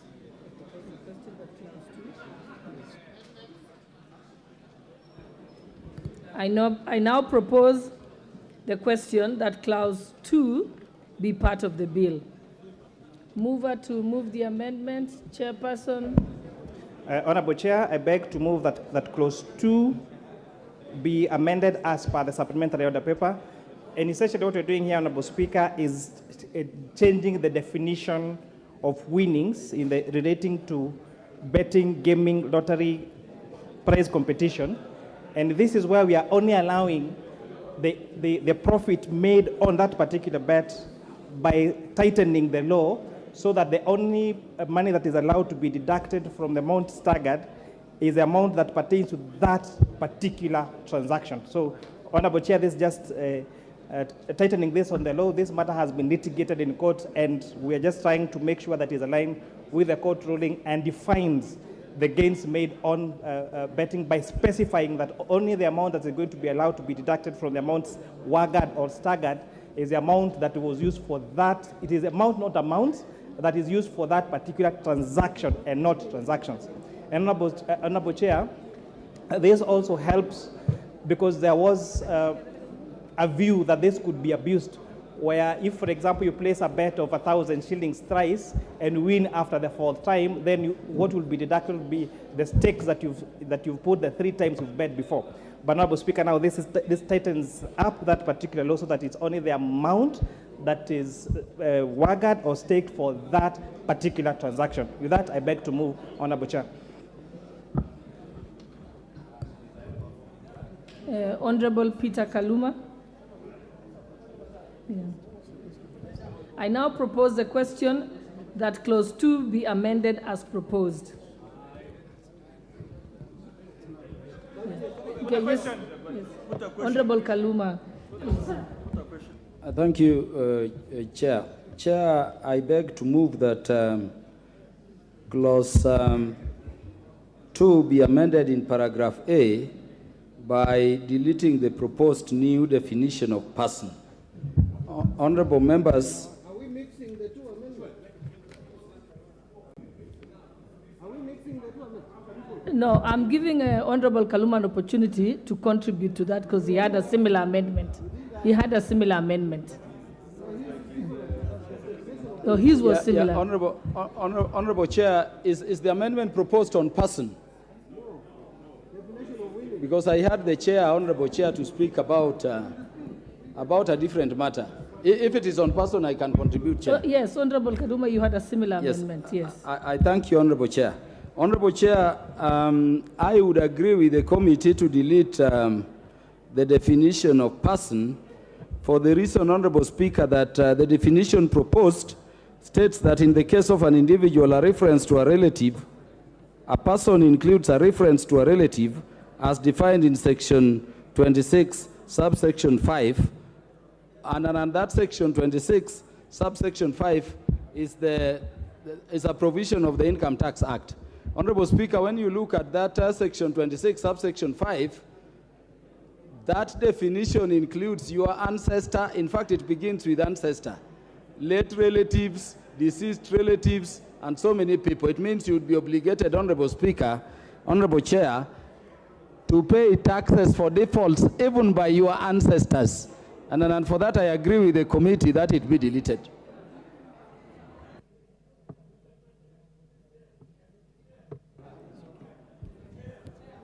Yes, with the question.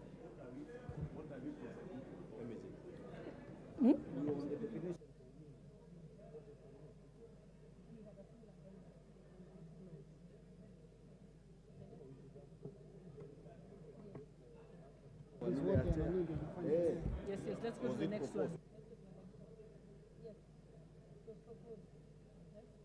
Now you know.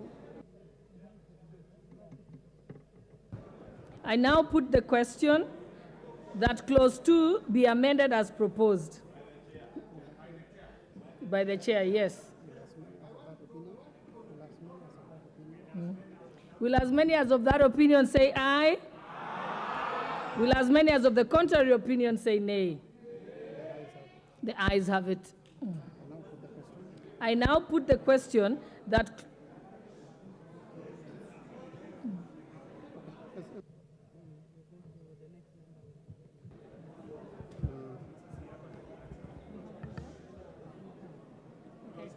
Yes. Honorable Nikal. Yeah. Thank you, Chair. My amendment in clause 2 is actually clause 2B, and my amendment is that clause 2B should be deleted. The import of this amendment, Madam Speaker, is that all issues of digital content monetization is under this, taking from A, B, C, D, E, F, all the way up to H. So, Madam Speaker, that means that all these activities that are now being subjected to tax, it is my view, and we have been saying here, that when young people are actually trying to use content to actually raise some money, we do not go ahead again and tax them. Therefore, my amendment is that B be deleted. That is my proposal, Madam Chair.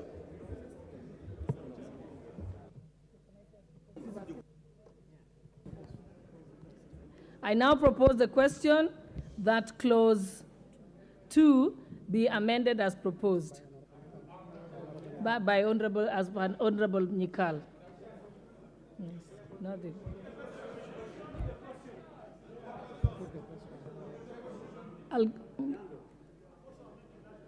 No, it's Honorable Badi. Yeah, Honorable Badi. No, he has put his name there. Yeah, Madam Chair, I would not have a problem in supporting this amendment, in so long as, but the problem is the moment we now remove the digital content, then we must make sure that the provision in law that is taxing them, withholding tax, will also fall. So if you ask me, I will support Nikal's amendment so that we are silent completely on the issues of digital content in terms of taxation, so that we exclude this important sector, the digital content monetization, and what we call content creators, and social, and so to allow the young generation, people who are interested in, who are unemployed, but are trying to eke a living. So, Mr. Speaker, Madam Chair, I would request the House to agree with this amendment so that we remove the digital content monetization completely from this finance bill, which therefore means when it comes to the withholding tax, which we will come to at 15%, then now that will not be considered at all, because we have already removed from the definition the digital content monetization. Chairperson for the Finance Committee. Thank you, Honorable Chair. I think I want to make a clarification so that we move together. Honorable members, clause 2 has three sections. Has part A that talks about the definition of winnings, has part B that talks about the definition of digital content monetization. And by the way, this does not talk about the rate yet. We are just defining, especially with reference to what crowdfunding is, and providing reference. So that crowdfunding is where you use, say, Mchanga or WhatsApp to raise money, say, for a particular cause. So this amendment is not seeking to tax the amount of money raised in that particular crowdfunding, but the fees that are going to be collected as an income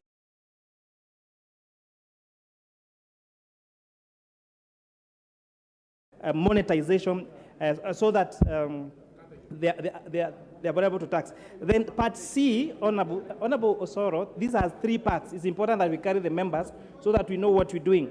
Part C is what Honorable Kaluma was talking about, deletion of persons. The committee has already proposed a deletion of that definition of persons that was giving liability to ancestors and family members and stepbrothers and stepsisters. So that is already, as per I moved, as amendment of clause 2. With that, I wanted to bring the House to speed. I thank you, Honorable Chair. Yeah, Honorable Chair, I was just letting you respond to the proposal by Honorable Nikal. Then after that, I'll give you an opportunity to prosecute all your amendments as the Finance Chair. What's your point of order, Honorable Mbadi? Madam Chair, what I wanted to say, because the proposed amendment is about digital content monetization. Just, oh, it's okay, Honorable Mbadi. If you're agreeing with me, then there's no need to.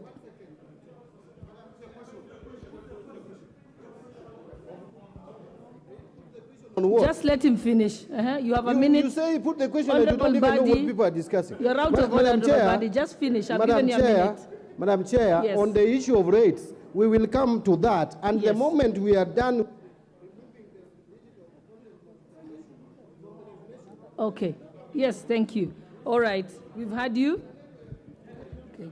Okay. I now put the question that clause 2 be amended as proposed by Honorable Nikal. Will as many as of that opinion say aye? Aye. Will as many as of the contrary opinion say nay? Nay. The nays have it.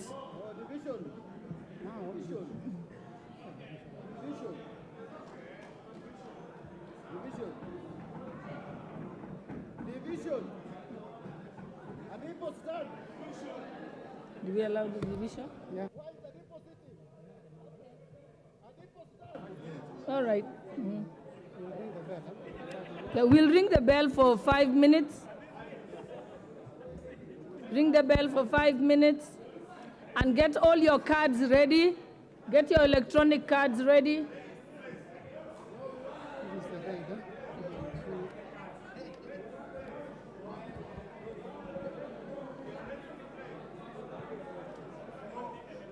Honorable members. Yeah, I want to read.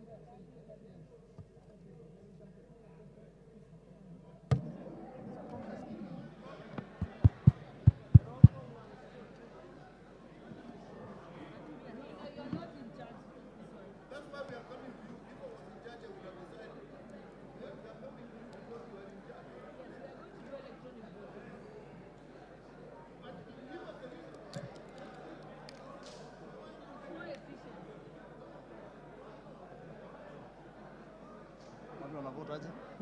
Ana vote aje? Electronic. Electronic, but not everybody has a card. No, they spare cards. And the clerk had actually sent a message. There's 100 there. Mm. People have been told to bring their cards, and there are some spare cards which they can bring for you. I sent one. You sent for one, eh? Sijui kama unipe hiyo mtu kadi yangu. Wapi kadi yangu? Hello.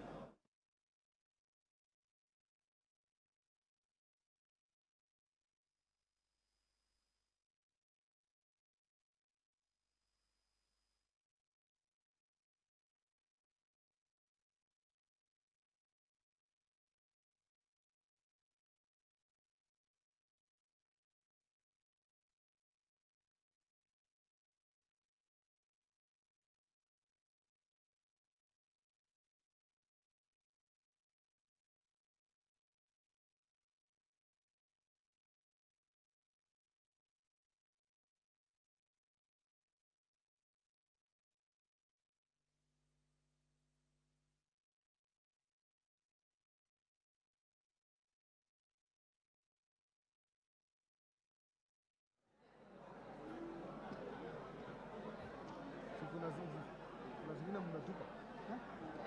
No, kuna amendments zimetupa. No, these guys wanted, they want to delay.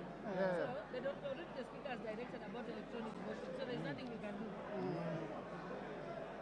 So I'll just cite standing order 70. Yes. And then say this. In any case, the speaker has already directed. Yes. So in which case we shall proceed.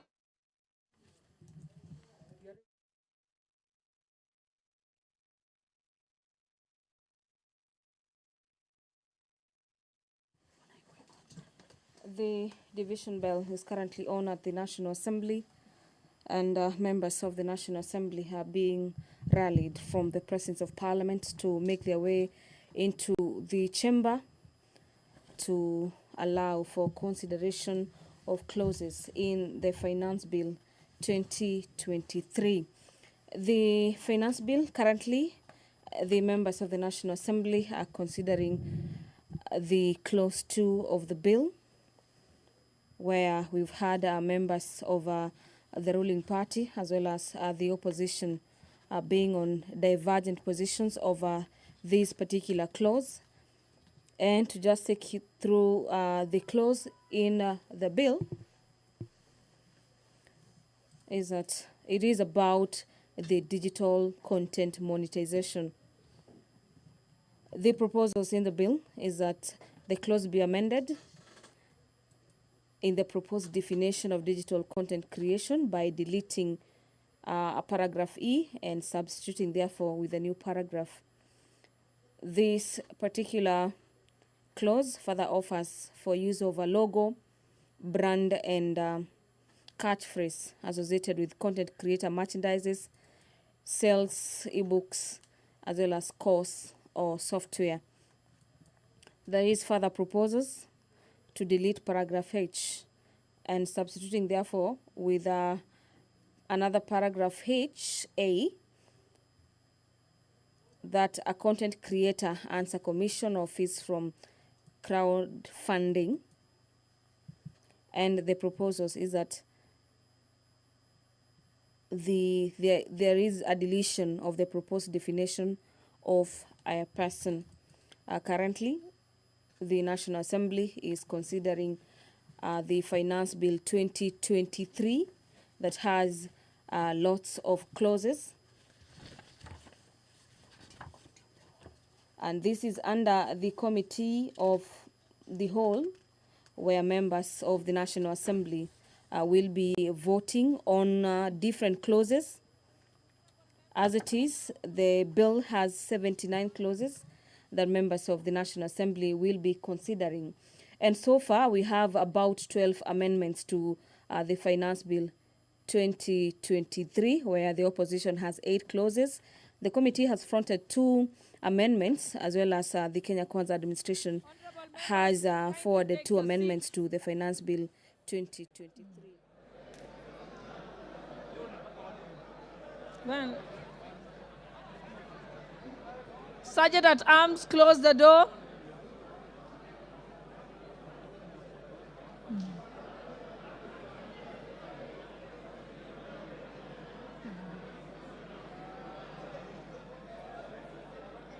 Honorable members, I wish to bring to your attention Standing Order number 70, as other members had raised the reason why we should undertake electronic voting. Standing Order number 70 says, unless the Speaker, for the convenience of the House, otherwise directs, voting on a division in the House shall be by electronic voting. And already the Speaker, when he was here, had already directed that voting will be by electronic voting.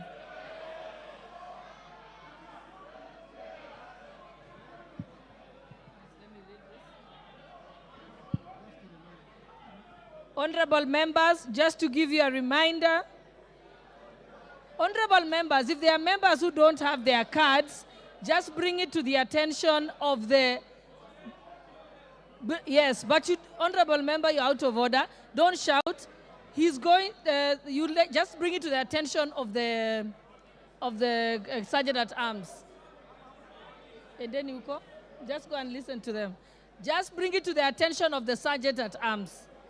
And honorable members, I will now just take you through that now that the card has stopped, the bell has stopped, the doors have been closed and the bars drawn. We would like to ask all members to log out. All members log out for 60 seconds.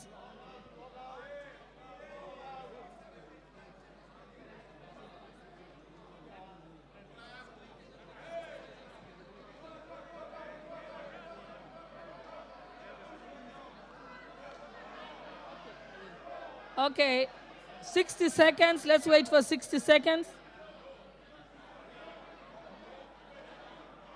Who's checking the time?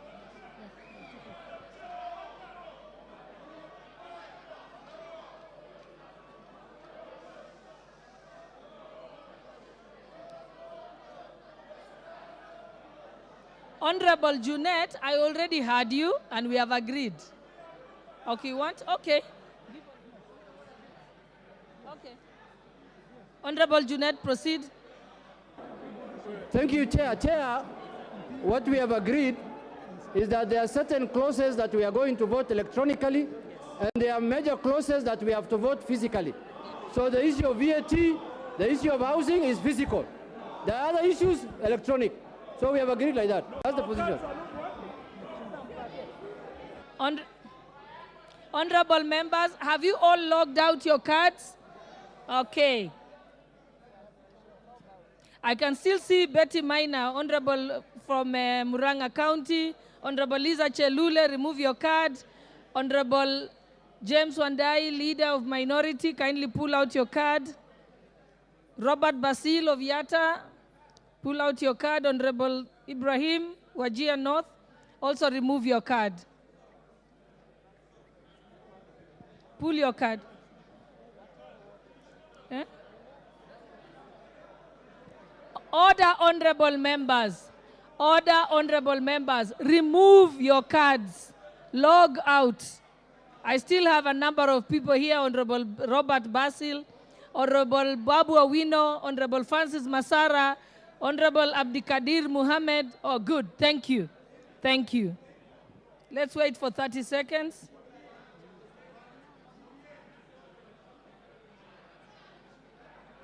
Check the 30 seconds and we log in.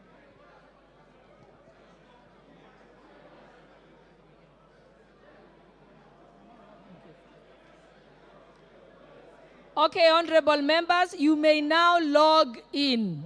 You may now log in.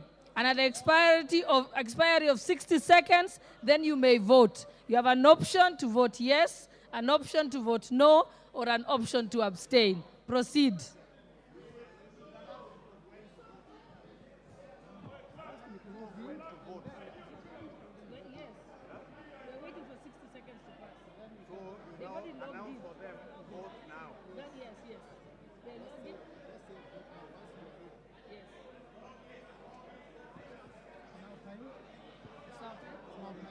Okay, honorable members, it is now time. You may now vote. You may now vote. Go and listen to them. Just ignore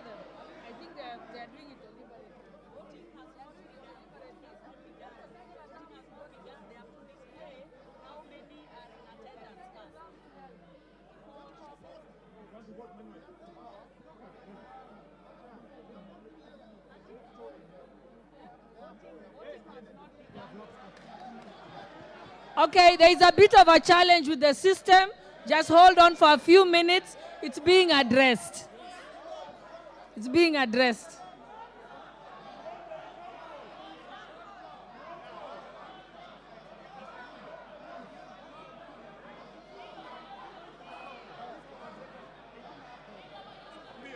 Why don't we vote by roll call?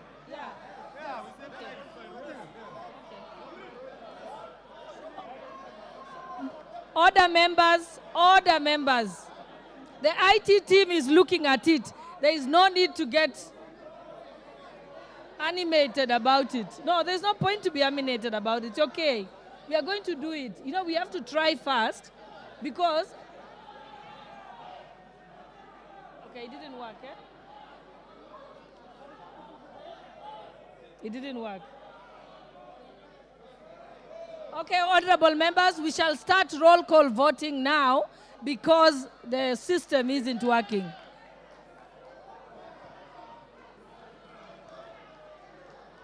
But it was imperative to at least attempt to follow the speakers' directions. Have a seat, sit down. Take your seats, tell your team to take their seats. Honorable Wandai. Honorable Wandai, your team are the only ones standing. If you could kindly ask them to sit. Honorable Fatuma Migori, kindly take your seat.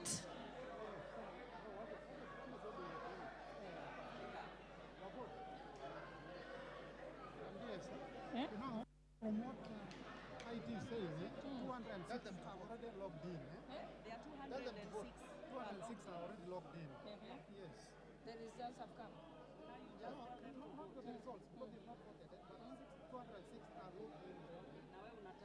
260 are ready. Yes. Okay.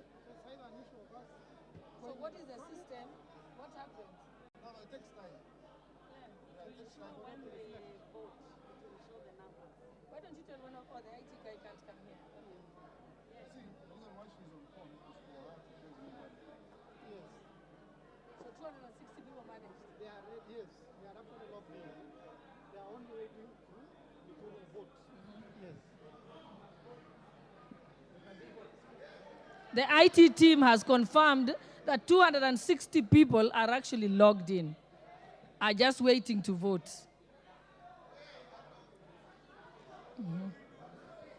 Just hold on, they're trying to make sure that everybody's on it.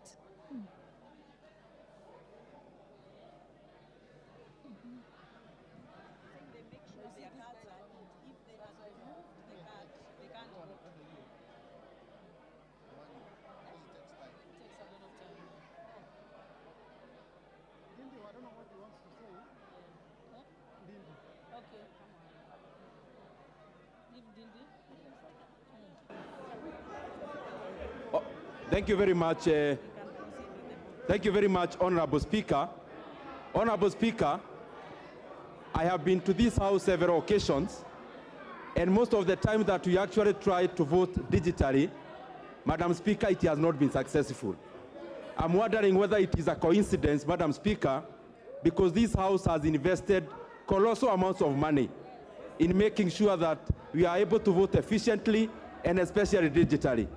Madam Speaker, we must relook at the entire IT team of this Parliament, Honorable Speaker, so that next time, if there is capacity they need, we capacitate, but we need to be efficient, Madam Speaker, in terms of voting, because I don't think this is a coincidence. This is normal. Thank you.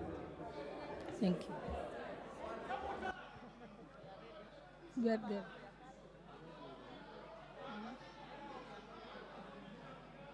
Okay, this is what will happen. Because we already have over 270 people who are logged in.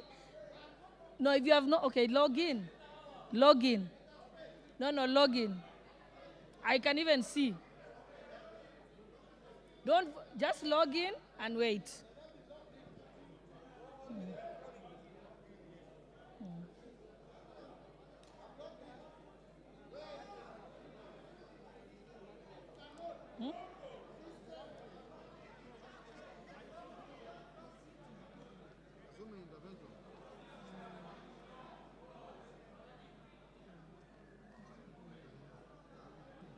Honorable Mbadi, I can see your name.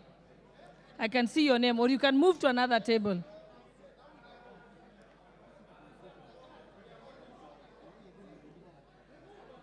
I can see your Honorable Mbadi. You can move to the next one and try and do it on the other one.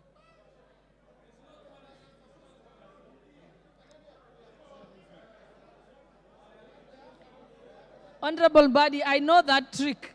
You're trying to make sure that we can go and do manual. Okay. Clerk will do that.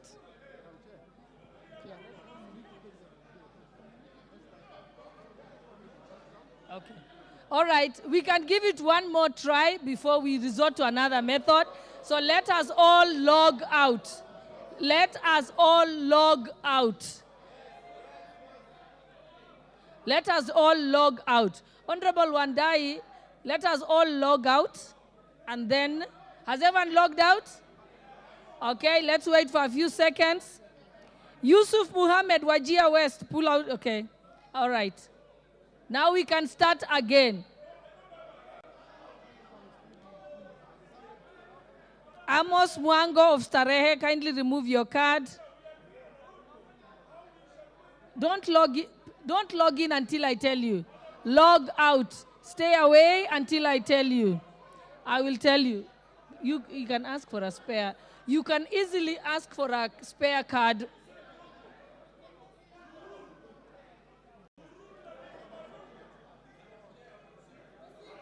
Okay, Amos Mwango, Starehe, please log out.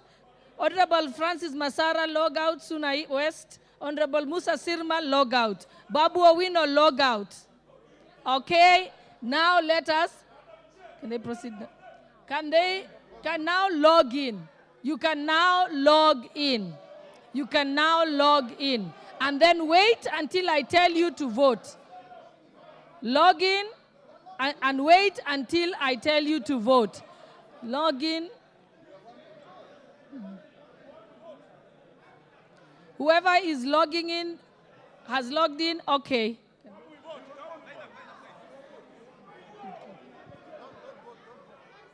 Yeah, do not vote yet. Just stay logged in. Do not vote yet.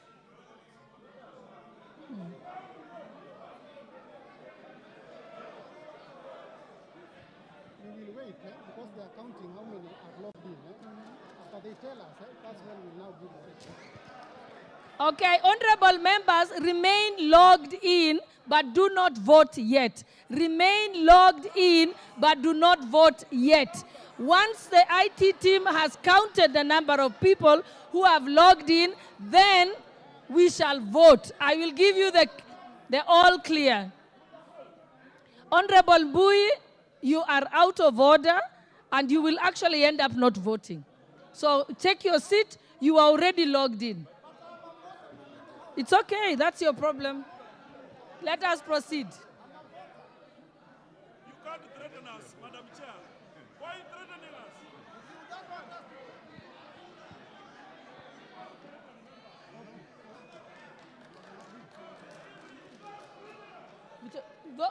We'll vote. We are going to proceed to vote, but wait. We are just waiting for the go-ahead from IT, and then we'll tell you to vote. We shall proceed.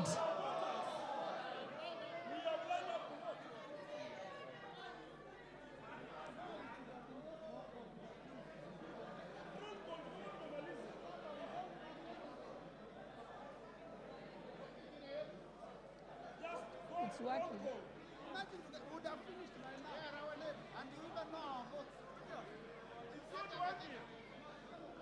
Honorable Badi, if you just be a little patient, we are waiting for the all clear if the logging is working. If it's not, of course we will default to the other system.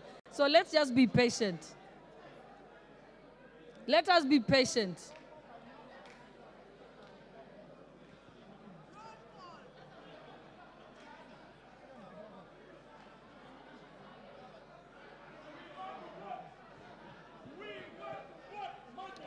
Honorable Wanami, you're out of order. Just be patient. We are trying to check the system. I said in case the system does not work. You can get one from Sergeant at Arms. They can bring you one.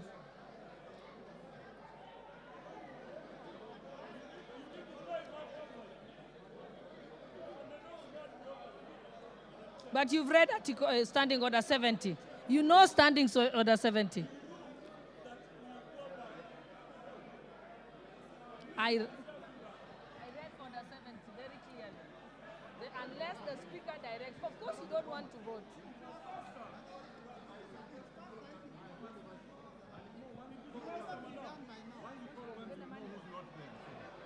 Just be patient for 2 more minutes. If it doesn't work and not everyone has logged in, we shall revert to the manual system.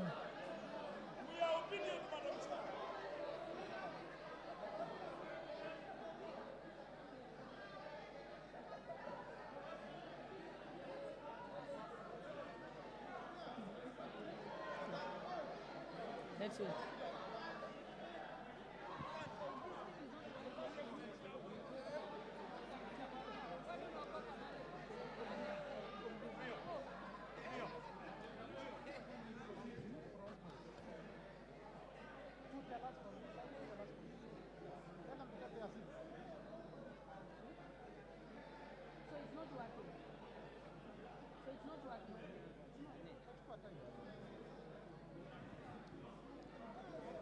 Okay, it seems apparent that the system is not working.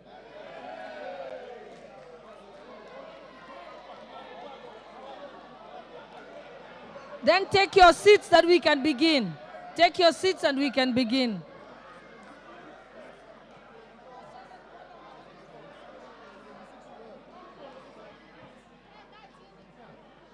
Just to maintain order, direct that you read this, that everybody should be maintain order. Order, honorable members. Order. Honorable Mbui. Honorable members. Honorable members, I wish to bring to your attention order number 76, standing order number 76. During division, members shall maintain order in the House and shall be in their designated seats and must remain seated until the result is announced. So, honorable members, let us obey our own standing orders.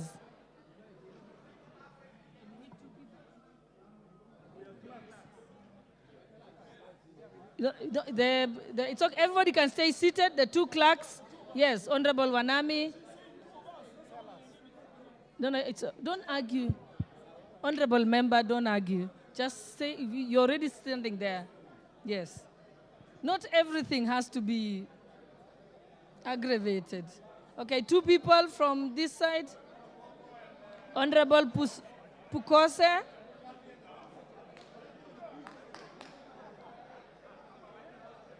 Honorable Doya, take your seat. Okay.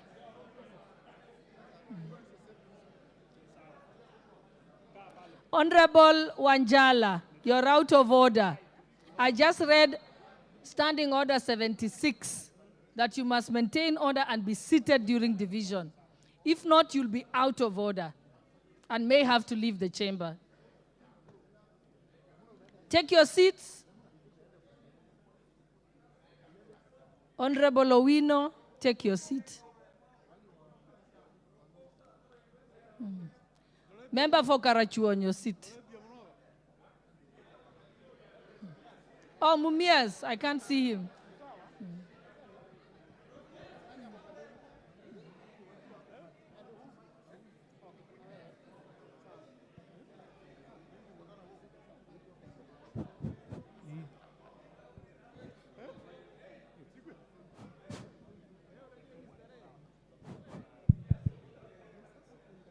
Everyone is seated. Okay, sound. Okay.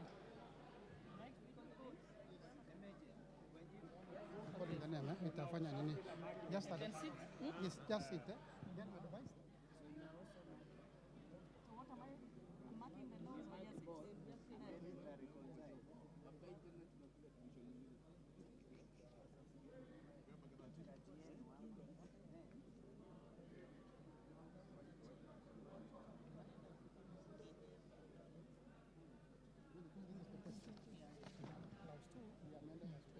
Honorable members, as we begin the voting process, I wish to remind you of the question. I now put the question that clause 2 be amended as proposed by Honorable Nyikal.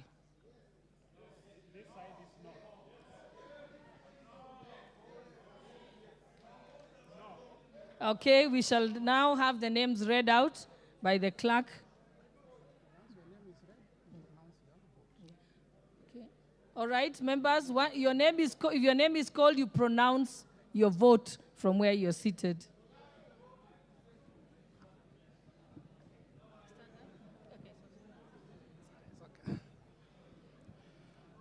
Chepkonga Kiprono Samuel. Chepkonga, votes no. You mark.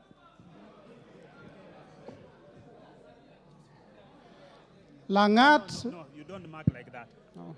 Here there is a no and a yes. There are people who are doing that. Mine is to ensure that. No.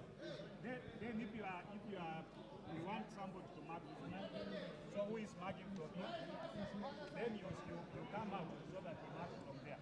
We want you to mark from there. Where Kajin will mark from there so that we can see. Gina. Langat Benjamin Kipkirui. So you is voting no. Langat Benjamin Kipkirui is voted no. Yes. No. Okay. Kitani Marian Jabet. No. Atandi Samuel Onunga. No, Atandi is there. Atandi is here. Just say no. Owino John Walter. Absent. No, absent. Owino is absent. Mrembo Irene Joki. Irene Joki has voted no. Shurie Abdi Omar.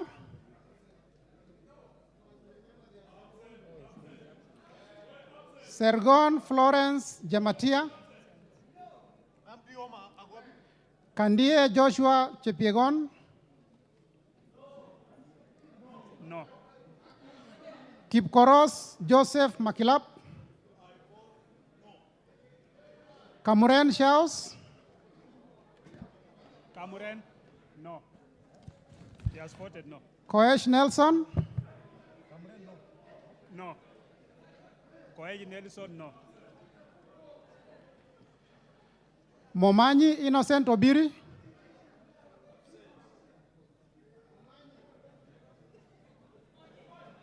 Momanyi Innocent Obiri. Absent. Barongo Nolfason Obadia.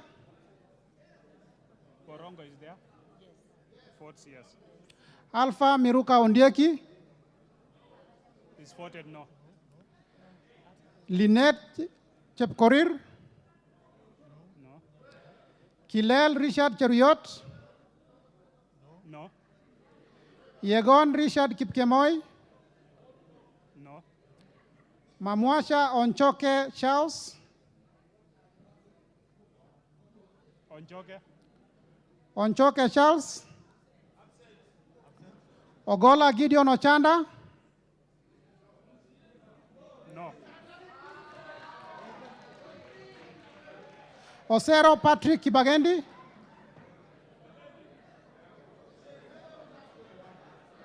Absent. Yes. Amesema no. Wanjala Rafael Sauti. Wamboka Nelson Jack Wamboka. No, that's too loud. It's a spoiled fort. Wambilianga Catherine Nanjala. No.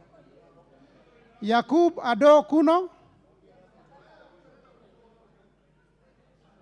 Do no. Yakub Ado Kuno. Absent. Komingoi Kibet Kirui. Komingoi Kibet Kirui. Komingoi. Kirui. Omanyo Catherine Nakabi. Absent. Absent. Mwale Nicholas Tindi.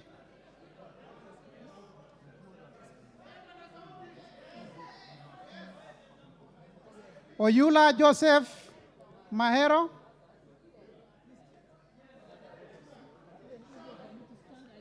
Mwiridhania Rindikiri Mogambi. Kirima Moses Ngushine. We are Meford, no. No. Rindigiri. Kirima Moses Ngushine. Meford, no. Okay, okay. So.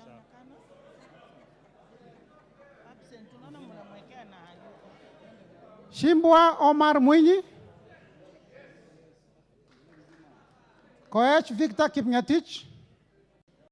No. Barasa Patrick Simiyu.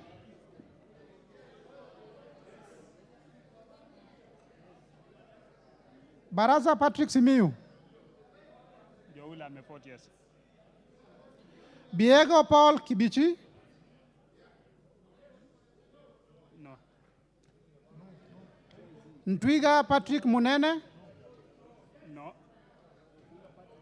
Joula Meford, no. Honorable members, you have to rise up so I see you physically.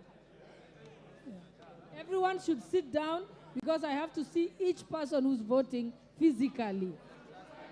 That's why I'm standing up. Be silent.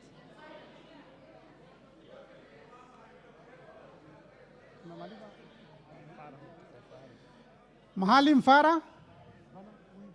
Absent. Huh? Mahalim Farah. Joya Menyamasa. He has voted no. No, Farah has voted no. Well, it can't be spoiled. He has voted no. Elashi Beatrice. Elashi Beatrice. Yes. Kindly rise and speak up loud. Okay. Waweru John Kiari.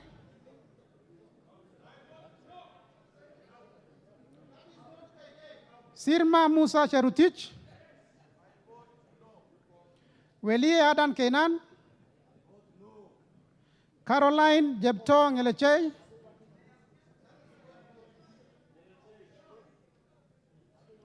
Gadhiru Mejadong Benjamin. It's false no. Honorable Fatuma, you are out of order. You're supposed to be silently on your seat. Yes. And that's the second warning, by the way. Yeah. Ongili Babu Owino.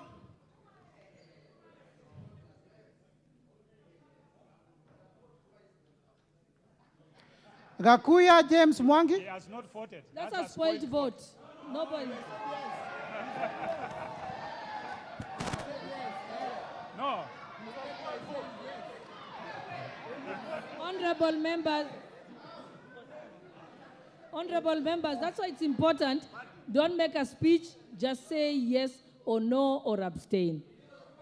Please. That one for Babo Winners point. Huh? Yeah, it's okay, yeah. Take your seat, Babu Owino, Honorable. Take your seat.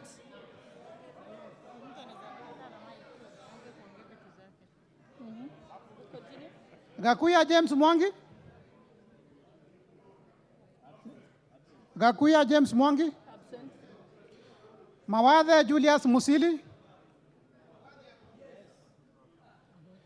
Mwenje Mark Samuel. Daboen Pamela Njoki Njeru. Lelmengit Joses Kipto Kosgei. Omboko Milemba Jeremiah.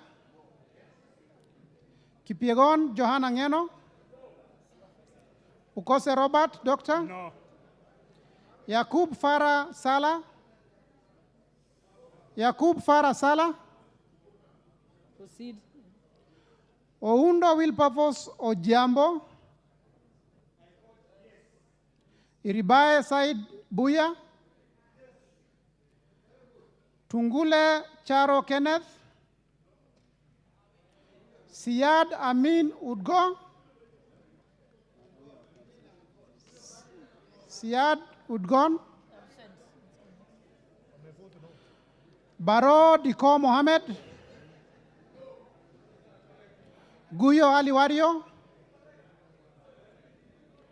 Guyo Ali Wario, Absent. Muriu Wakili Edward, Kururia Elijah Njore Njoroge,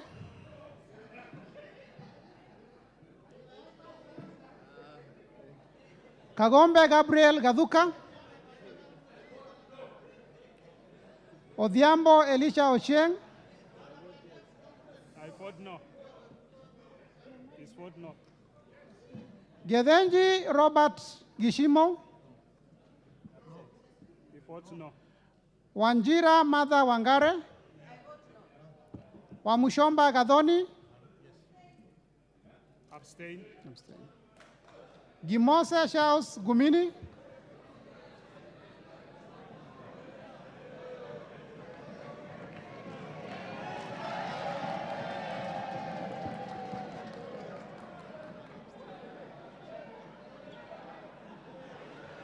Gimose Charles Gumini, Timose, absent.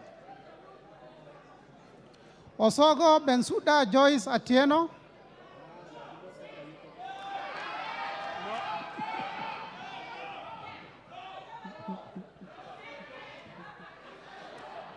Kaluma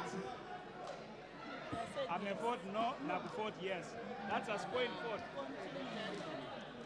Kaluma George Peter Opondo,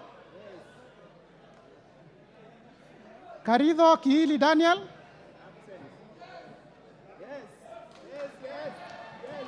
No. No. He has voted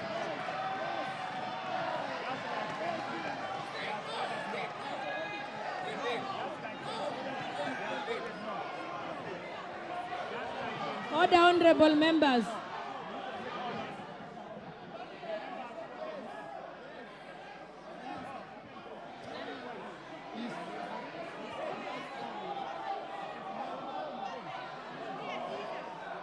Honorable Daniel, sit down. I will call your name again.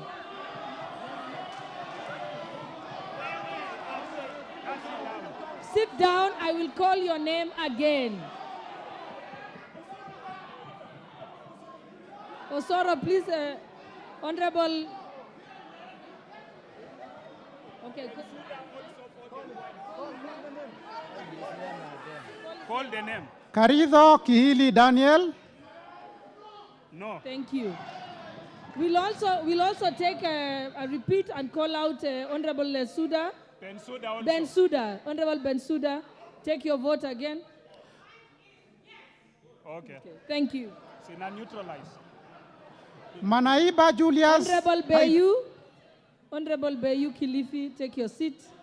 Fatuma, this is the third time.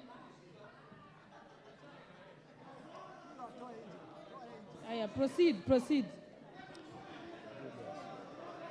Julius Taitumu, Mwirigi John Paul,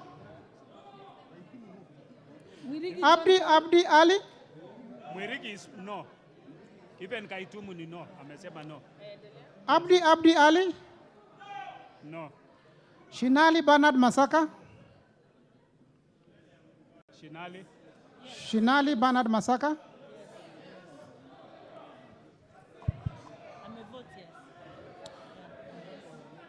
Bonaya Mumina Golo, Honorable Shinali, speak up. Honorable Shinali. Speak up.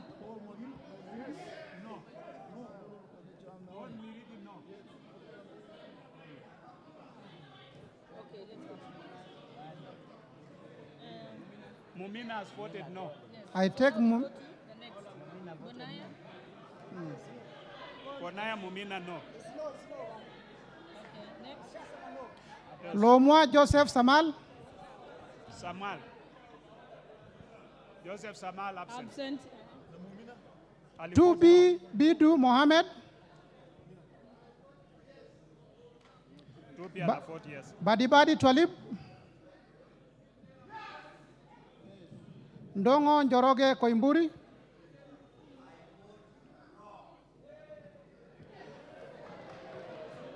Wamashukuru James Kamau. No. Obara If Akinyi. Kalasinga Joseph. I vote yes.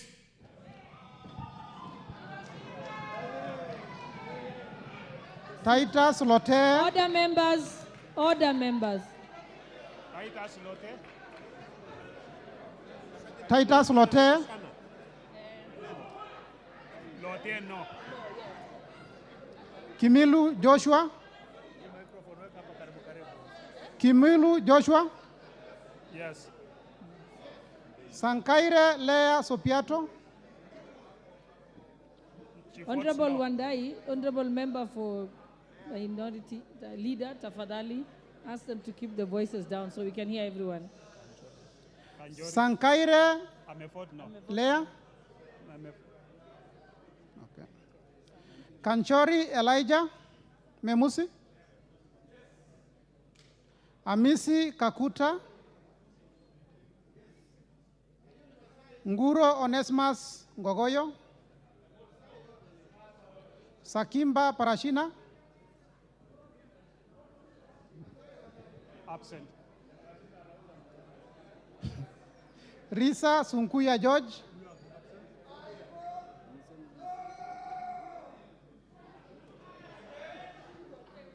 Muanda Elsie. Katana Paul Kahindi.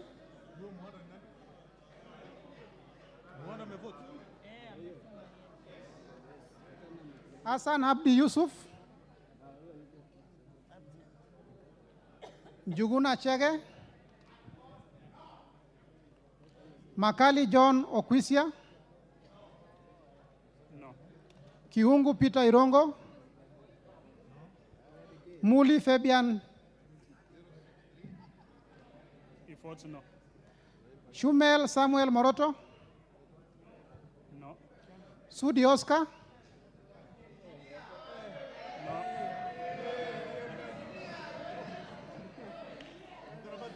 Okwome Andrew Adipo. Karauri Ronald Kamuiko.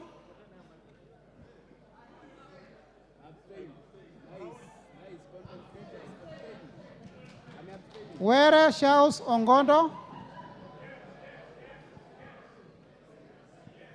Were Shaus Ongondo. Mbui Robert. Korir Adams Kipsanai. Kipkoesh Gideon. Honorable Babu Owino, kindly take your seat. Take your seat.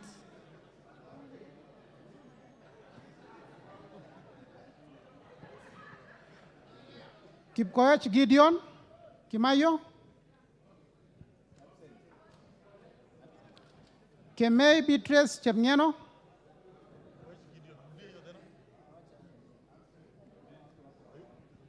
Absent. Kemei Beatrice. Ruto Julius Kipleting. Wangaya Christopher Aseka.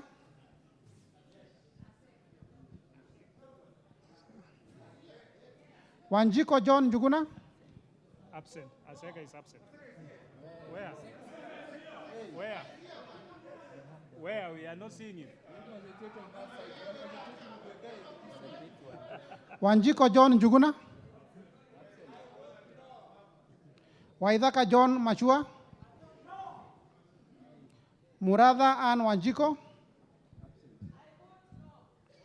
Orero Peter Ochieng. Absent. Absent. Mbalu Jessica Nduku. No, I saw her somewhere there. Mbalu Jessica. Absent. Oh, she's there. I can see you. Okay. Mutuse Ekomas Mwengi. No. Wainaina Anthony Njoroge. No. Munyoro Joseph Kamau. Nyoro Samson Dindi. Ishungwa Anthony. Sunkuli Julius.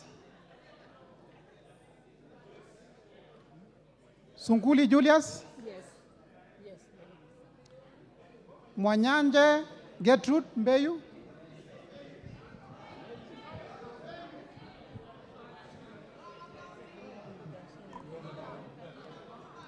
I vote yes to the amendment. Thank you. Baya Owen.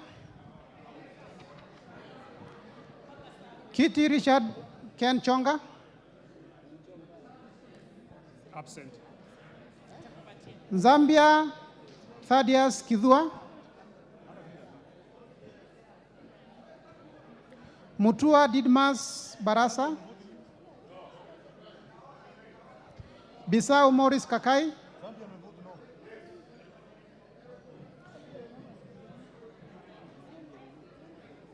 Umekapcha huyo? Okay. Rai Samuel Gonzi. Kwenya Dhuku Zakare. No.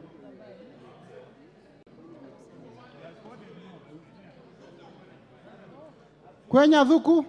He's there. He's voted no. Okay. Na ule? Oh. Nyinyi ni kumaka. Sisi ni Muia Wanjiko. Muia Wanjiko.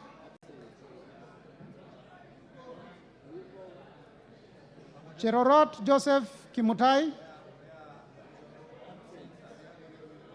Cherorot? Cherorot Joseph Kimutai.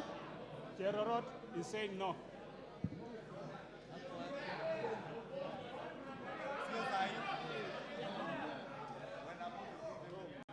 No. Kosgei Ilare Kiplangat. No. Relax. Cherorot amevote no. Tumeiona.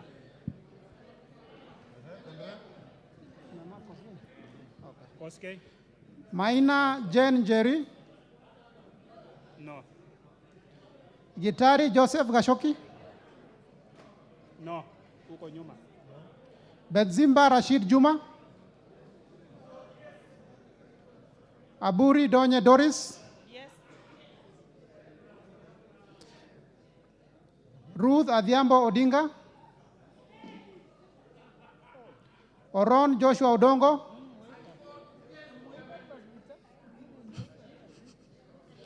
Ahmed Shakil Ahmed. Buyu Rosa Akinyi. Absent.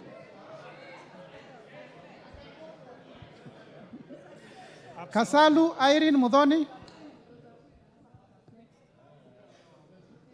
Mulu Makali Benson. Mbai Nimrod Mbithuka. Mbai is absent. Mboni David Malika. Malika. Mboni.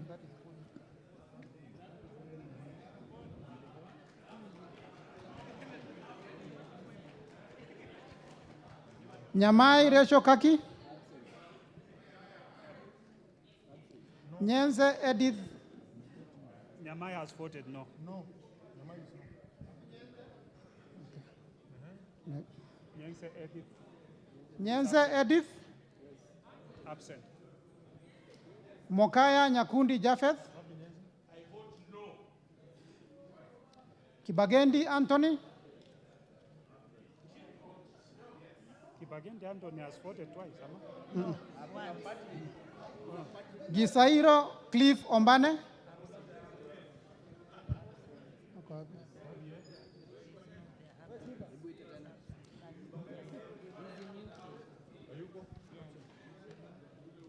It's disorderly to try and attempt to vote on behalf of someone who's not present. Yegon Brighton Leonard.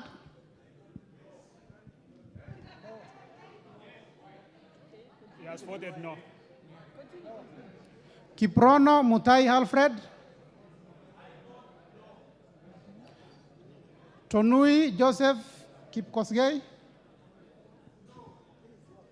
Kamero Maisori Marwa Kitayama. Robi Mathias Nyamabe.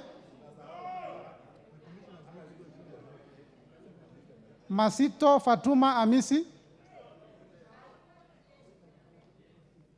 Wanyonyi Ferdinand Kevin.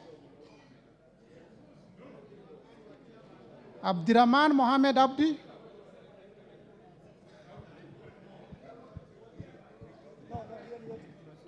Abdirahman Mohamed Abdi.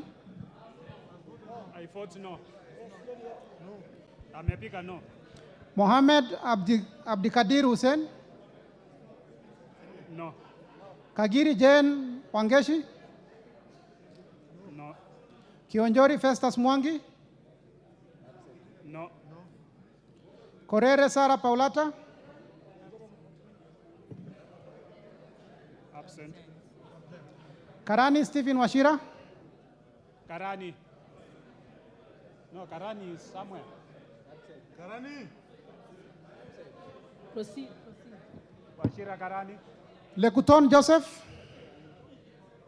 No. Marubu Monica Mudhoni. Huh? Alikuwa around. Nani? Washira Karani. Marubu Monica Mudhoni. Amevote no. Huko nyuma amevote no. Obo Ruweida Mohamed. No. Moirore Mudhama Stanley. Amevote no. Kode Felix Odiwor. No. Kaangara Joseph Mboro. No. Amevote no. Mugabe Innocent Maino. Oh, Mboko. Amevote yes. Okay. Mboko Mishi Juma. Mugabe Innocent Maino.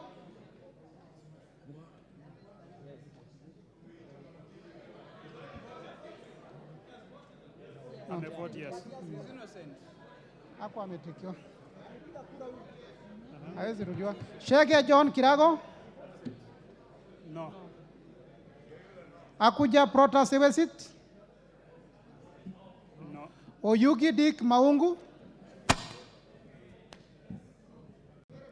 Nabii Nabwera Daraja. Shiforomondo Mangale Munga. No. Mukwana Titus Kamala. Mbiuki Jafeth Miriti Kareke. Kamene Joyce.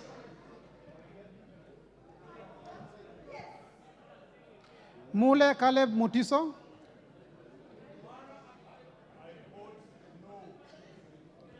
Kombe Addison Garama. Omwera George Aladwa. Kiamba Susan Dunge.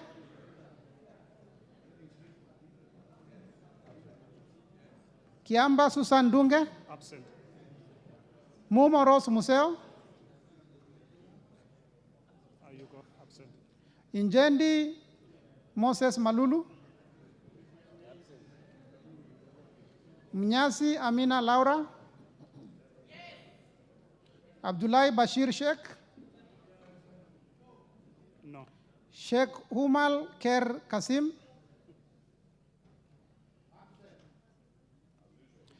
Abdirahman Mohammed.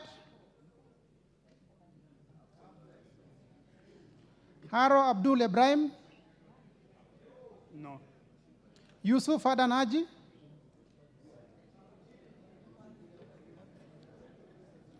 Yusuf Adan Haji. Absent. Mukunji John Gitonga. Mugunji. Mugunji. Mukunji John Gitonga, Njoroge Mere wa Maua, Bowen David Kangogo, No. Toroitish Timothy Kipchumba, Wako Naomi Jilo,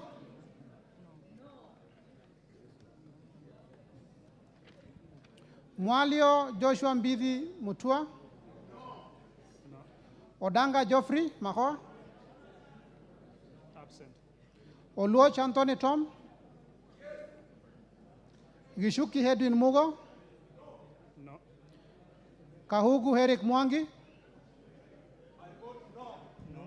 Tandaza Kasim Sawa, No. na Bulindo Peter Oscar, Absent. Yes. Nabulindo? Oh, yes. Yes. Mule Stephen Mutinda, Ayuko. Wapi Mule? Wapi Mule? Mule, where is he? No, Mule is not there. Mule Stephen Mutinda, He's not there. Absent. You can't give him he's absent. Kingola Patrick Makau, Absent. Ruku Geoffrey Karioki, Yes, yes. No. You fought no. Yes. You fought no.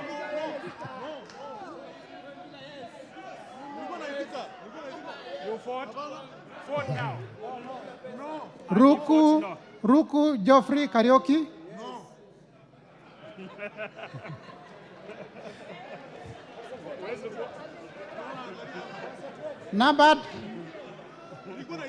Nebat Bernard Morioki, Marioke, no. No. Nzioka Erastus Kivazu, Msiokani, yes. Kailemia Elizabeth Karambu, But ule mwingine ni no. Muriuki ni no.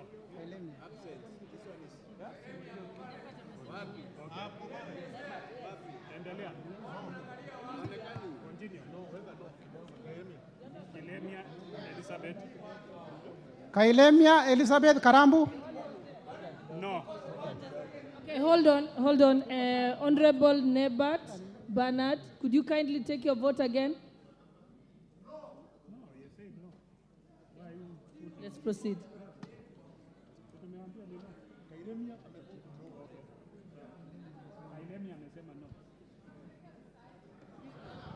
Mohamed Fatuma Zinabu,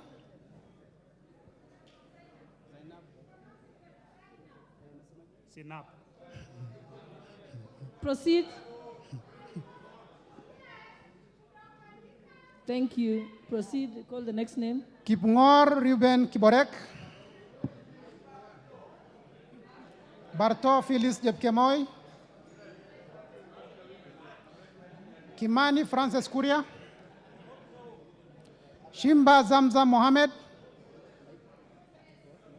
Kirwa Abraham Kipsang,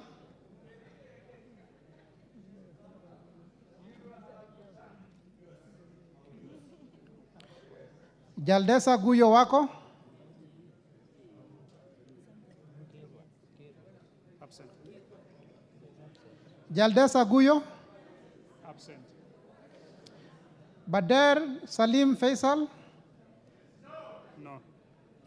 Chesebe Fred Kapondi, Oyo James Onyango,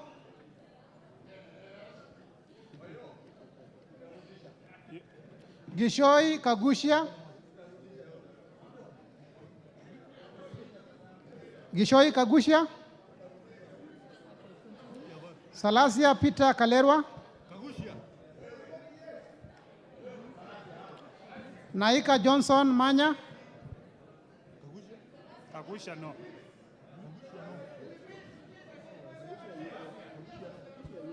Honorable Kagusha. Rise to your feet. Absent.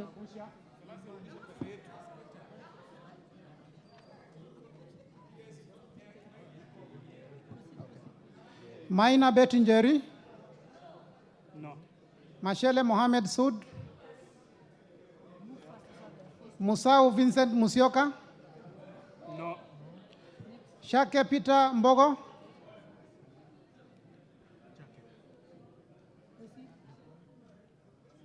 Maingi Mary. Moliongi Gideon. Nzengu Paul. Nguna Shaus. Pasaris Eza Muzoni. Kihara Jane. Wanjiro Njeri.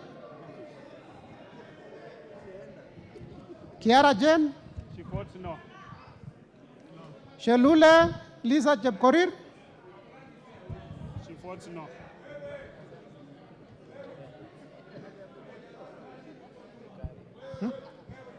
Gikaria David.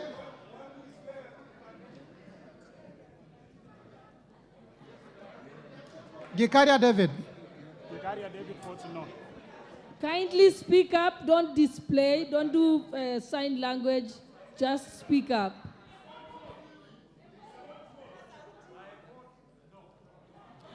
Arama Samuel.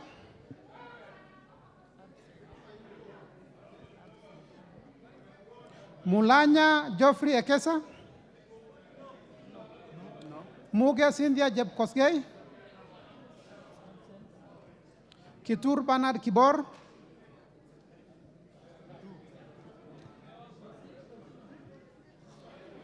Tonkei Rebecca.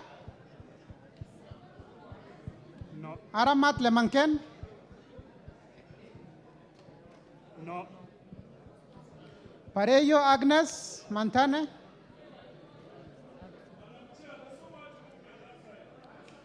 Kitilai Olentutu. No. Member for Kajiado County.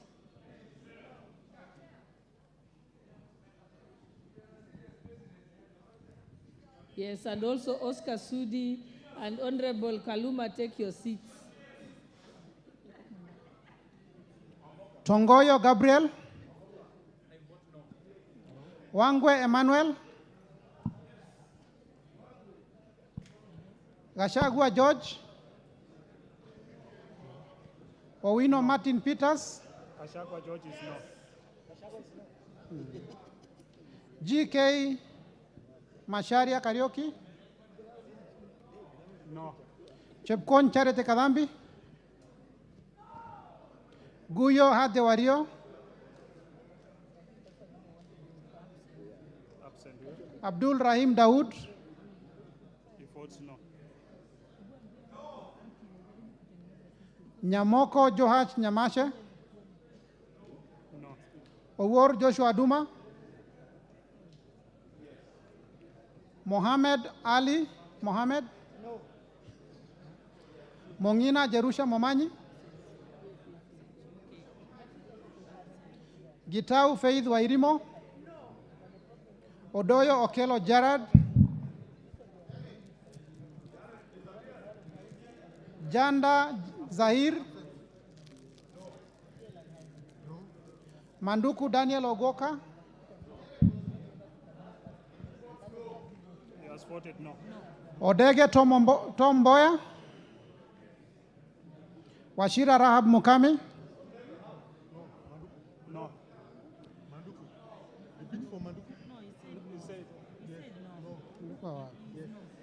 Madenge Duncan Maina. No. Maina, no. Mushira Maiko Mwangi. No. Kiarao David Njuguna. No. Wainaina Maiko Wambogo. No. Kosing David Losiakou.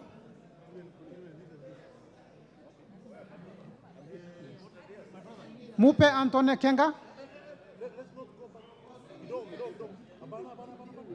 No, what is the problem? The problem is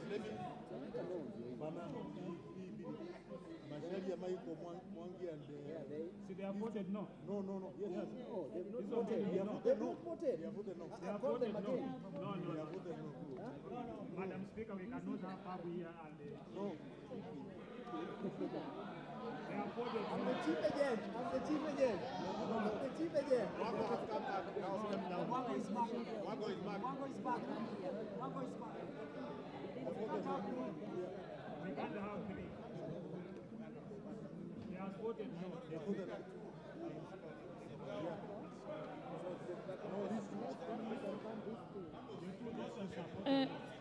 Which one?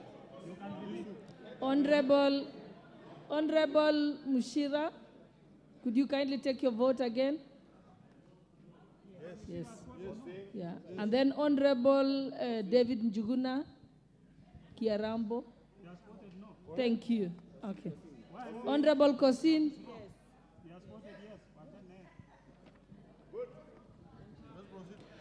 Mupe Antone Kenga.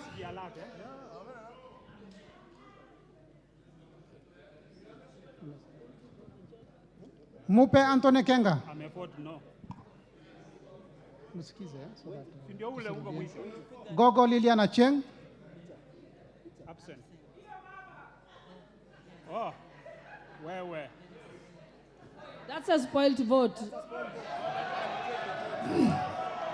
Can you say yes or no?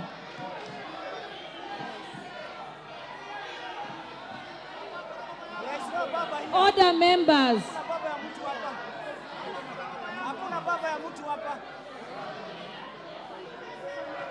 Order, honorable members. Honorable, just repeat take your vote again. There is no Baba.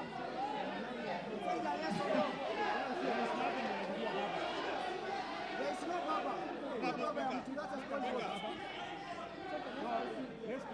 Hiyo ni spoiled vote.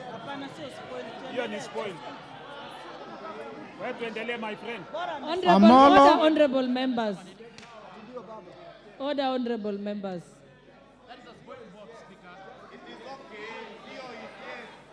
I perfectly understand that. It's the next sentence that was confusing. But she has clarified. You may take your seat, Honorable Gogo.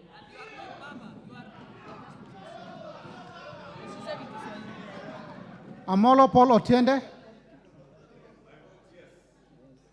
Shebor Paul Kibet. It's voted no. Paul Abor. Muafrika Augustine. Amevote no. Mwafrika amevote Honorable no. Paul Abor, could you take your vote again? He has voted no.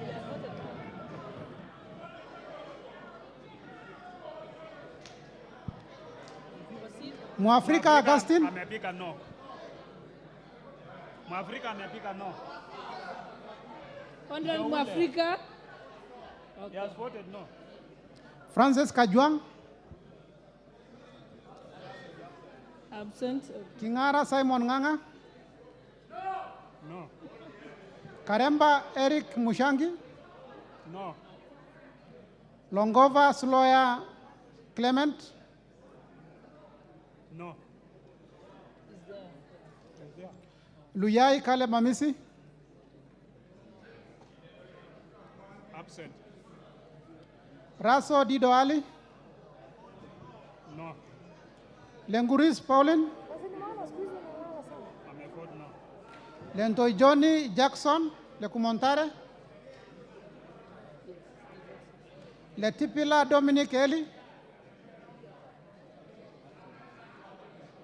Lesuda Josephine Naisula. Nikal James Wambura.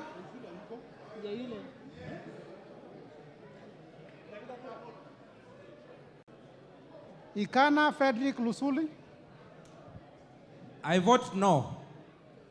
Odor Christine Ombaka. Lusuli amevote no. Okay, sawa. Amevote no.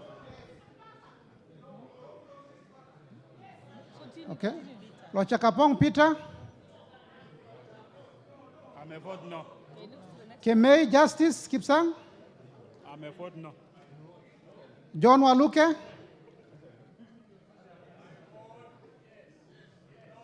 No.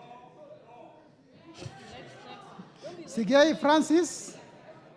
Sigei Francis ameford no. Dr. Shadrach Mwiti. No. Onyego Silvana Sosoro. Kiplagat David.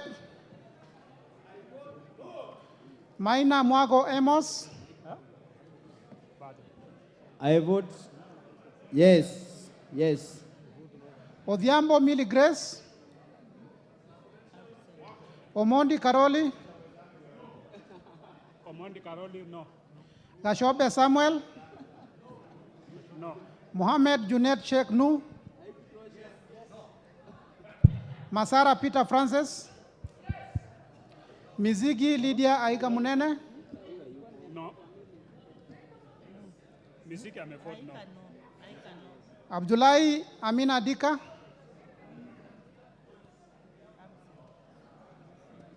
Bare Hussein Abdi. No. Buire John Okano.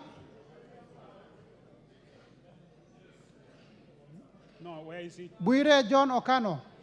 He's not, no, he's absent. Oku Edward Kaunya.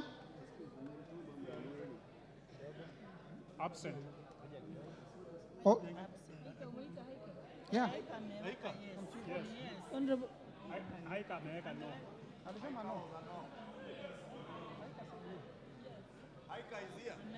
Honorable Aika, just take your vote again. Thank you. She's just polite, it's all. Otusho Mere Emase. No. Mwangi Geoffrey Wandeto. No. Murugara George. Nduyo Susan Ngoge.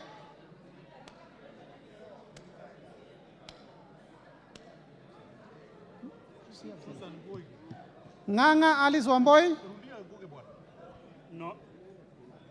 Kas Nduyo Susan Ngugu. Hapo. Susan hapo ngui.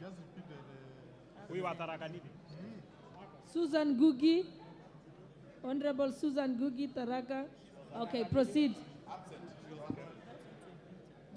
Nganga Alice Wamboi. Ameford no. Kasait William Kamket. No. No. Aburi Lawrence Mpuri. Aburi. Mutunga John Kanyuithia. No.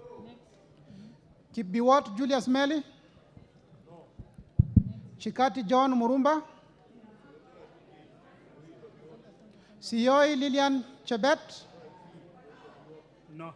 Sitienei Janet. Nyitit Cecilia Asinyen. No.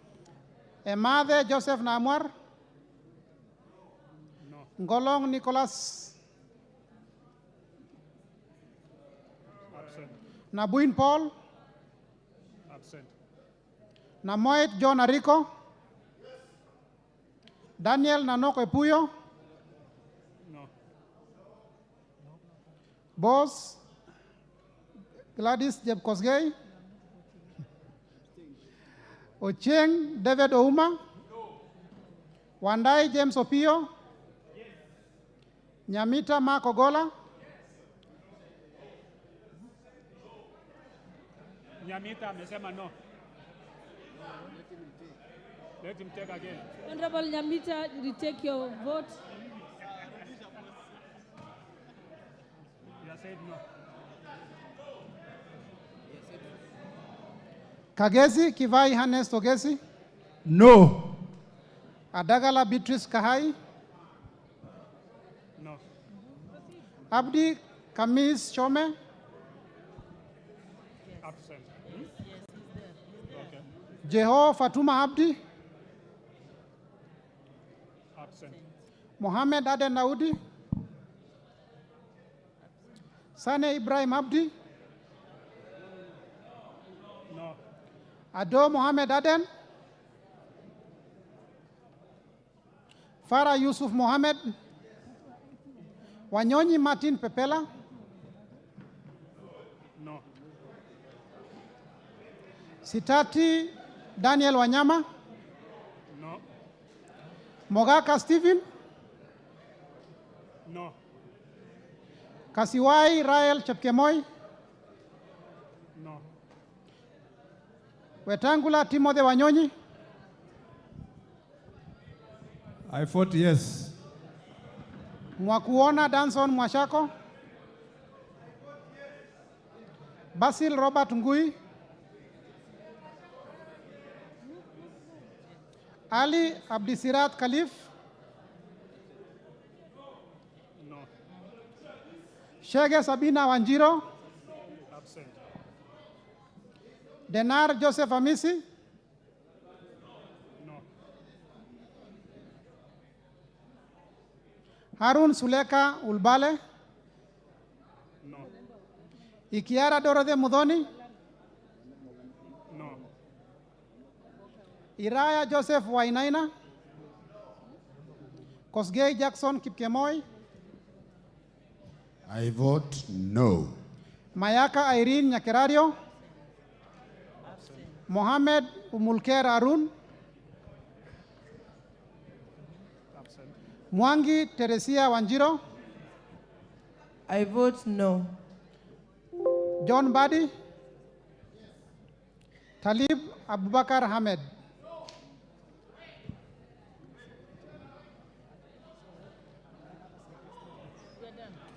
We can now count.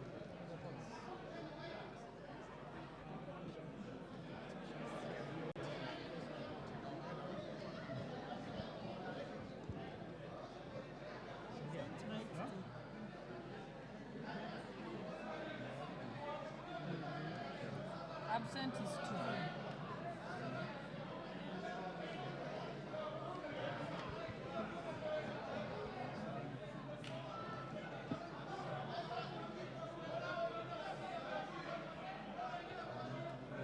Order, honorable members.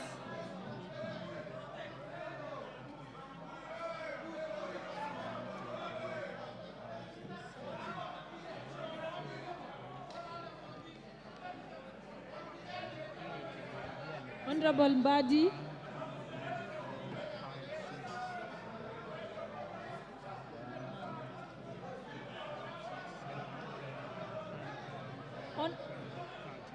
Order, honorable members.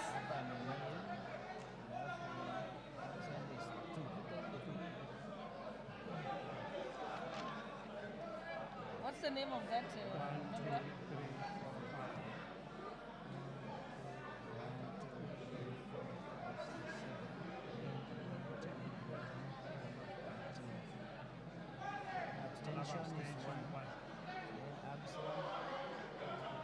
Honorable members, Honorable Waluke.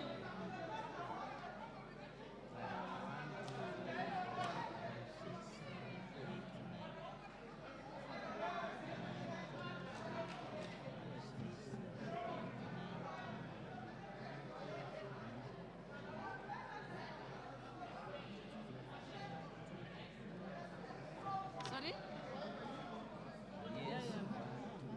Honorable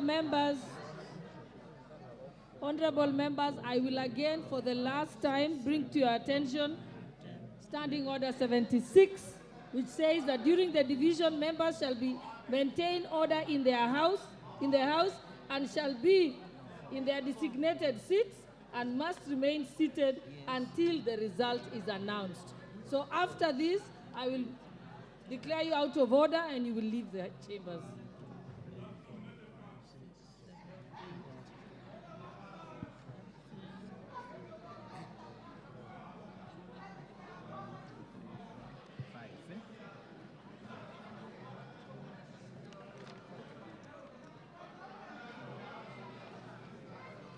Yes.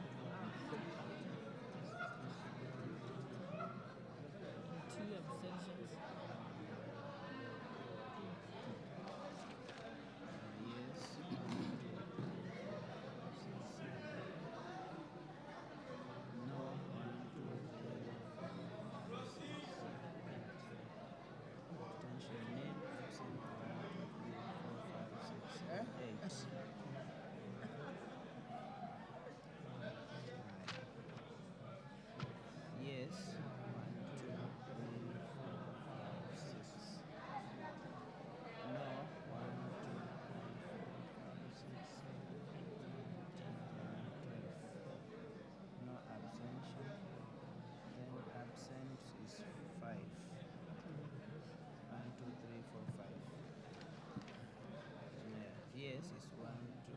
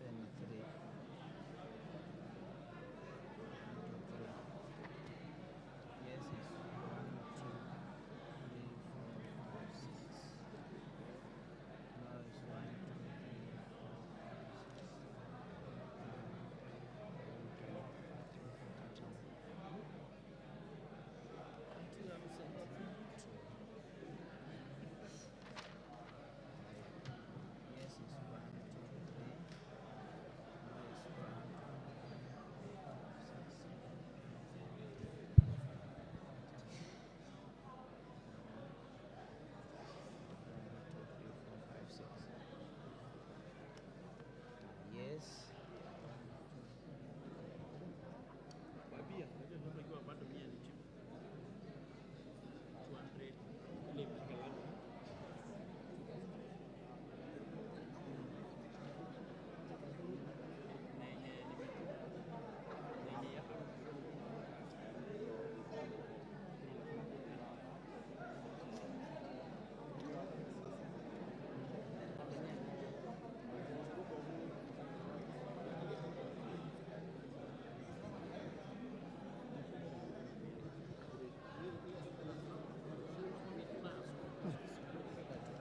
Chingine hakuna kitu.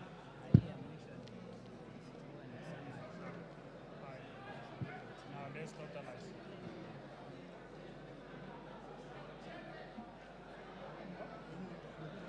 Then na calculate also. Use a calculator.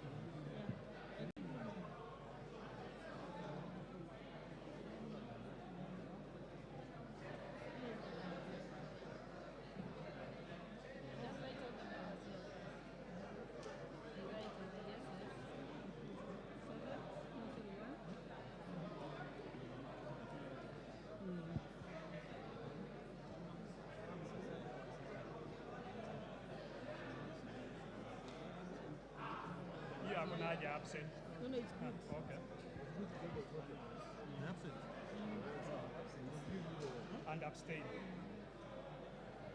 Abstain plus.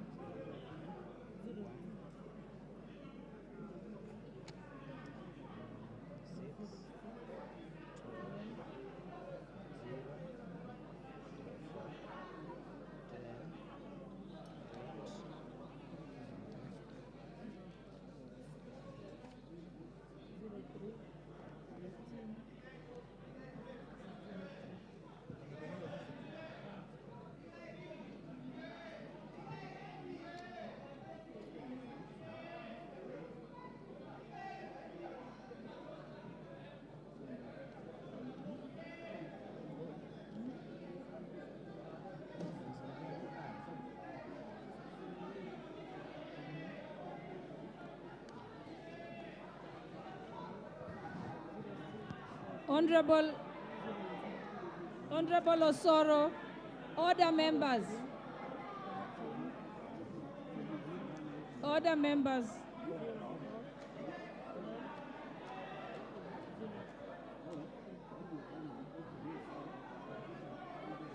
Hii chair, hii ni chair.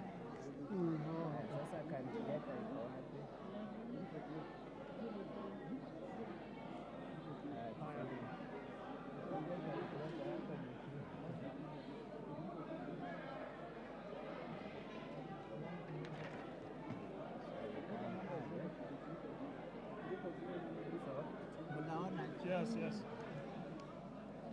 Siampati.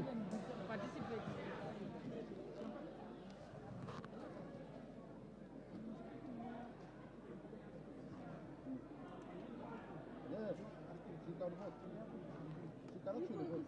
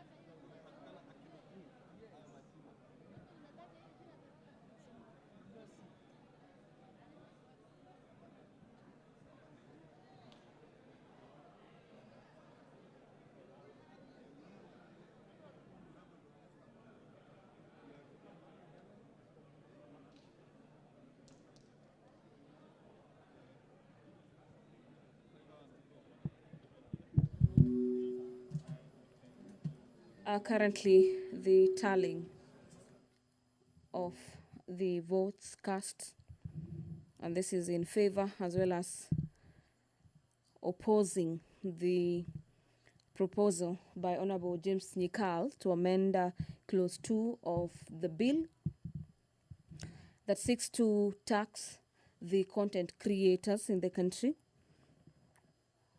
Is a clause that is currently having its tally of votes tallied, and immediately after that particular tally is complete, the Speaker, the Deputy Speaker of the National Assembly, who is currently the chair under the Committee of the Whole, will be announcing the results to members of the National Assembly in regards to how that particular clause performed, or the fate of that particular clause. Remember, this is a clause by Honorable James Nyikal from the opposition side that seeks to scrap the digitization of content creators under the Finance Bill 2023. We've been having members of the National Assembly vote in favor of the bill and against the bill. And just you remember also this particular roll call was occasioned by the mere fact that the electronic voting system of the National Assembly failed temporarily, forcing the House to go through its standing orders number 72 on roll call, where members of the National Assembly were called each by name and required to sort of make their stand known in regards to the proposals in this particular bill. And this is clause number 2 in the Finance Bill 2023 that has a total of 79 clauses. So far, we have 12 amendments to this bill. We have 8 amendments from the opposition side. The Kenya Kwanza, that is the ruling party, is proposing 2 amendments to the Finance Bill 2023, as well as the committee led by the Honorable Member for Molo, Honorable Kuria Kimani, has also presented 2 further amendments to this particular bill. And to just take you through the provisions of the standing orders in regards to how the House votes. And under this category where the House voted under the roll call, I see the chair is ready to make the announcement in regards to how that particular vote went. Allow me to hand you over so we can follow up. Honorable members, order. Outcome. I will now proceed to announce the results of voting. Division on the clause on clause 2 as amended by Honorable Nyikal. The manual vote count was the ayes 87, the nays 189, and abstentions were 3. Thank you.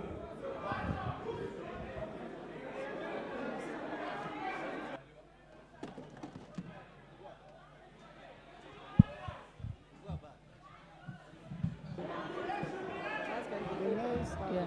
So the nays have it. The bars may now be opened.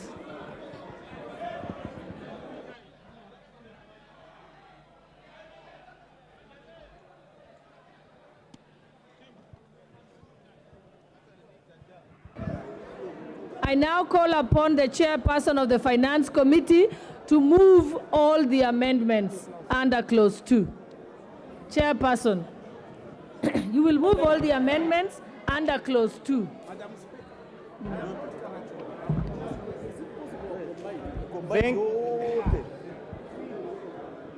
Thank you, Honorable Chair. I beg to move the amendments on clause 2A.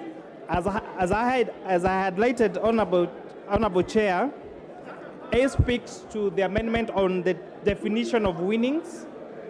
To tighten it up, Honorable Chair, so that not subject to abuse, so that it reads that winnings will be payments from a betting, gambling, lottery, prize competition, gambling or similar transaction under the Betting, Lottery and Gaming Act, excluding the amount staked or wagered in that particular transaction. So, Honorable Chair, this Honorable members, order, including our Chief Whip. Order, honorable members.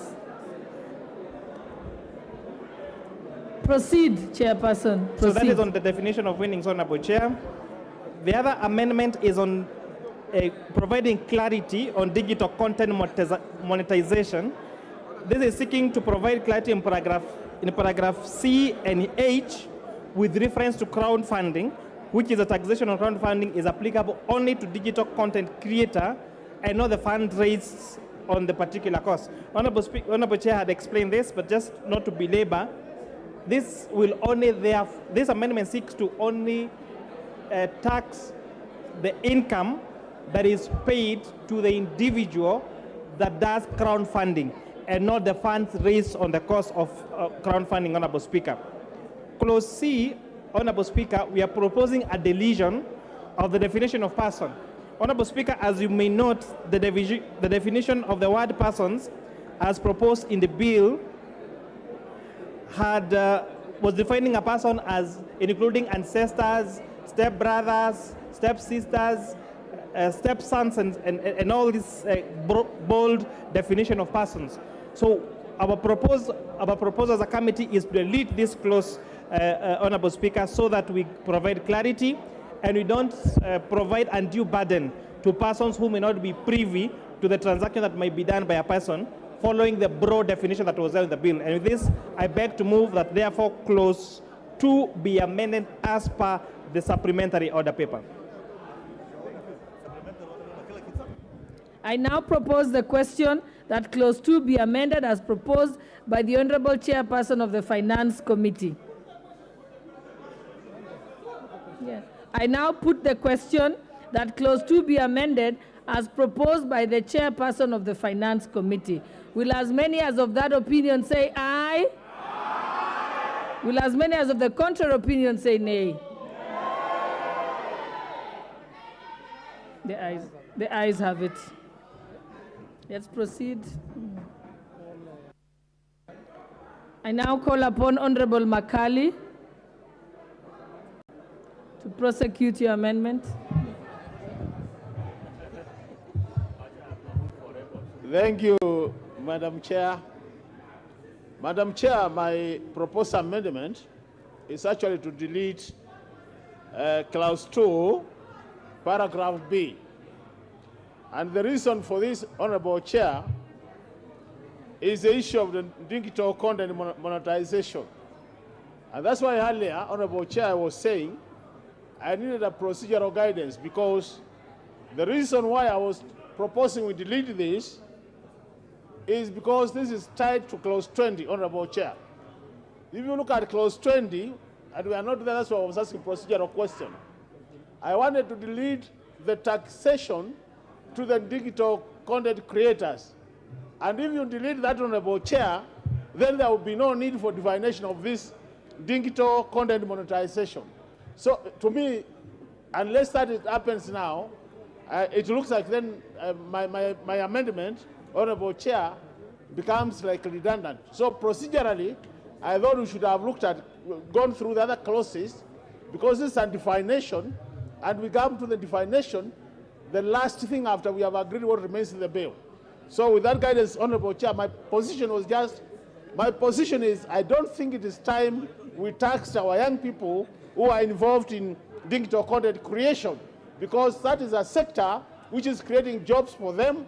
I thought this is the time to support them, so that as we move through the future, we create a critical mass which can then be taxed.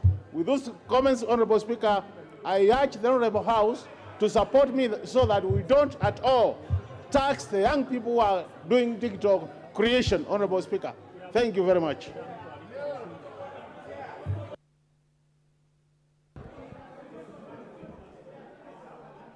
Yeah, this one is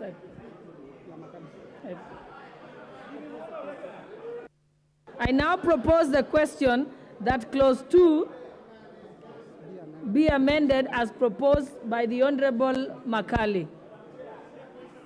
Put the question. I now put the question that clause 2 be amended. Sorry, I now put the question that clause 2 be amended as proposed by Honorable Nyikal. Will as many as of that opinion say aye? Makali, sorry. Yes, as proposed by Honorable Makali. Will as many as of that opinion say aye?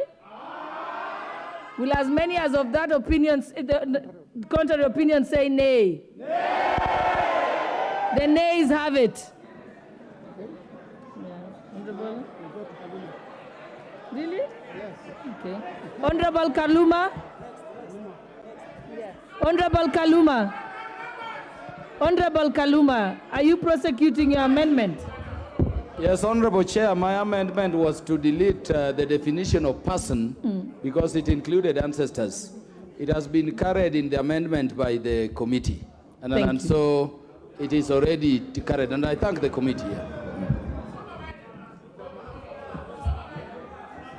Honorable Mbui, can you prosecute your thank you, Chair. Chair, my proposal was that clause 2B of the bill be amended in the proposed definition of digital content monetization by deleting paragraph H, which, Madam Speaker, was about crowdfunding for raising funds for specific goals for a content creator or another person. So my concern was another person, and I've noted that the committee has actually proposed an amendment to this, and so I want to drop mine.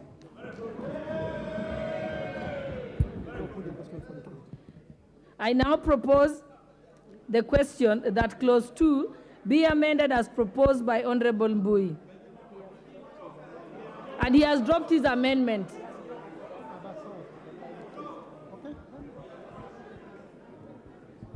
I now put the question that clause 2 as amended by the chair be part of the bill. As many as of that opinion say aye. Will as many as of the contrary opinion say nay? The ayes have it. Read the next one. I propose the question that clause 3 be part of the bill. I now put the question that clause 3 be part of the bill. Will as many as of that opinion say aye? Will as many as of the contrary opinion say nay? The ayes have it. Next. Clause 4.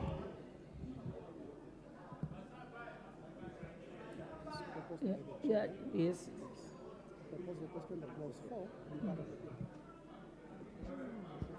I propose that the question that clause 4 be part of the bill. Okay. Proceed, Chairperson. Honorable Chair, I move that clause 4 be amended as per the supplementary order paper.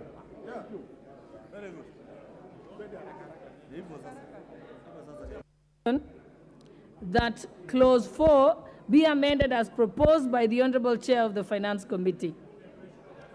I now put the question that clause 4 be amended as proposed by the Honorable Chairperson of the Finance Committee. Will as many as of that opinion say aye? Will as many as of the contrary opinion say nay? The ayes have it.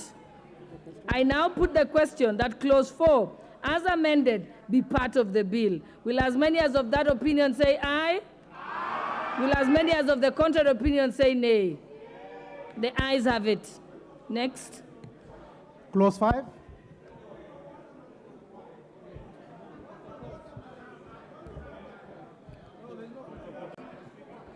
I propose the question that clause 5 be part of the bill.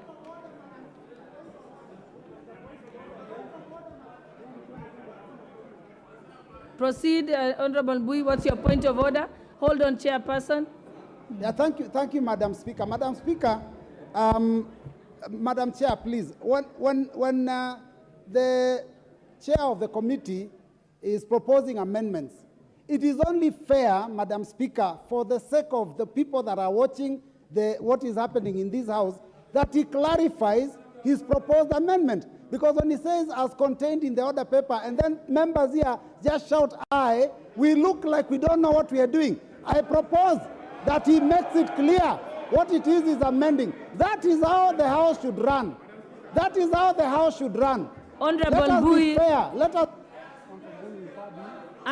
Honorable Bui, I've heard you. It's noted, but we have already progressed to number 5. So let us proceed to clause 5. I propose. I will, thank you very much, Honorable Chair. I will endeavor to take less than 10 seconds to explain what that clause is about. Honorable Chair, I move that clause 5 be amended as per the order paper.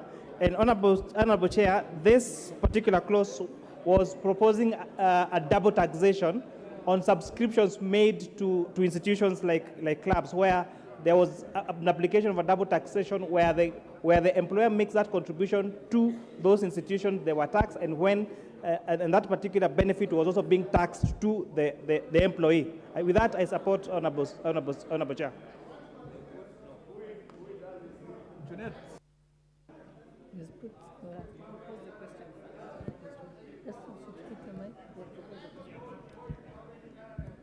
Honorable Mbadi, let me propose the question first. I now propose the question that clause 5 be amended as proposed by the Chairperson, Finance Committee. I will give you the opportunity. Honorable Mbadi, you may proceed to. Yeah, actually, Madam Chair, I'm supporting this amendment, but more particularly the one that is deleting paragraph B, because this would have subjected per diems that is paid to public officers to taxation, yet those paid to private sector employees are not subjected. It would have been unfair treatment to the public officers. Thank you, and I support.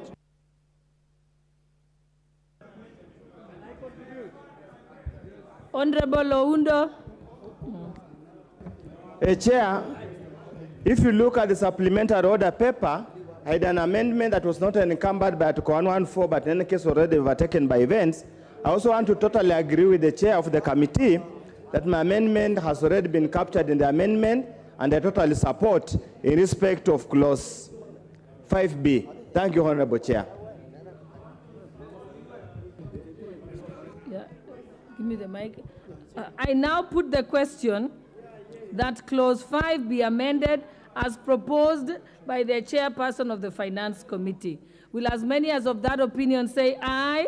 Aye. Will as many as of the contrary opinion say nay? The ayes have it. I now put the question that clause 5 be as amended be part of the bill. Will as many as of that opinion say aye? Aye. Will as many as of the contrary opinion say nay? The ayes have it. Next. Clauses 6, 7, and 8. 6, 7, and 8? Yes. 6, 7, 8. I now propose the question that clauses 6, 7, and 8 be part of the bill. I now put the question that clauses 6, 7, and 8 be part of the bill. Will as many as of that opinion say aye? Aye. Will as many as of the contrary opinion say nay? The ayes have it. Clause 9.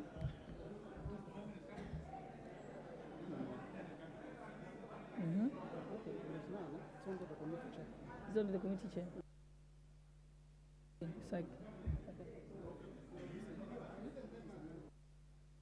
I now propose the question that clause 9 be part of the bill. Chairperson. Honorable Chair, I propose that clause 9 be amended as per the supplementary order paper. So this is where we have the turnover tax. The bill had proposed that the minimum threshold be 500,000 shillings, and we're increasing now the minimum threshold to 1 million shillings up to 25 million shillings. And with that, I support Honorable Chair. I now propose the question that clause 9 be amended as proposed by the Honorable Chairperson of the Finance Committee.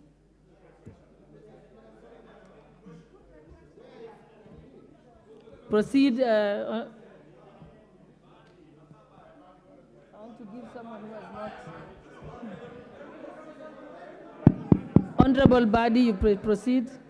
I Madam can see there Speaker, are only two Madam members who are Speaker, interested. Madam Chair, Yes. Proceed. Madam Chair, what the chairman is saying is not in the amendment by the chair. The chair is talking about raising the threshold to a minimum, unless I have a different order paper, to a minimum of 1 million. But what I'm seeing here is does not exceed or is not expected to exceed 50 million shillings, and substituting therefore the words does not exceed 25 million. So it is the upper limit that is being amended. I'm not seeing anywhere for the minimum, the 1 million that is talking about, unless I have a different order paper. Give the chairperson an opportunity to. Honorable Mbadi, if you just take your seat so you give him a chance to respond. Yes, class. Honorable Mbadi, you have make a very good point. If you just allow the chair. Oh, yes. Actually, Honorable CPA Bandi, you are actually correct. What is proposed on the bill has the minimum threshold of 500,000 shillings. What is on the order paper only captures the lower limit, which is in error. So it is actually also capture the minimum, which would be 1 million shillings. So let me move my amendment again. So I therefore move that the clause 9 be amended to include a minimum threshold of for turnover tax to 1 million shillings to 25 million shillings. I thank you, Honorable Chair.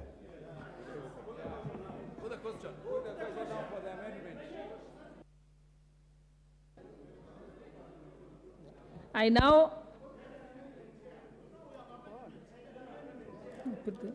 put the question, yeah?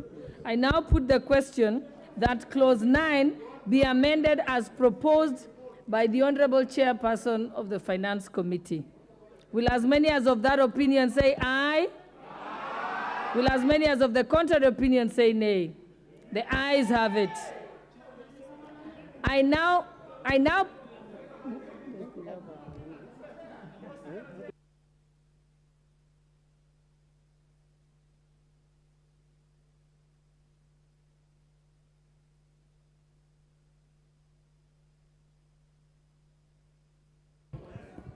I now put the question that clause 9 as amended be part of the bill. Will as many as of that opinion say aye? Aye. Will as many as of the contrary opinion say nay?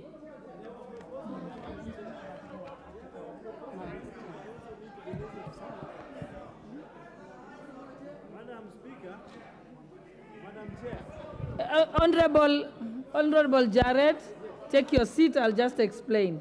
There were amendments, yes, you're right. But those amendments were under Article 114, yes, which the Speaker dealt with. It's not one of the ones listed by the Speaker. I think it's the ones coming forward. Yes. We've already said it. I've already said it. So let's proceed. Let's proceed. Clause 10.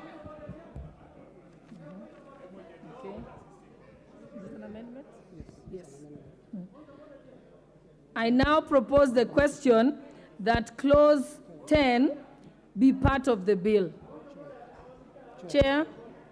Chairperson, Finance Committee. Yes, thank you, Honorable Chair. I beg to move that clause 10 be amended as per the supplementary order paper. And what we are doing here, Honorable Chair, there was a requirement that was proposed in the bill that taxes collected, especially Honorable Junette, you will have an opportunity.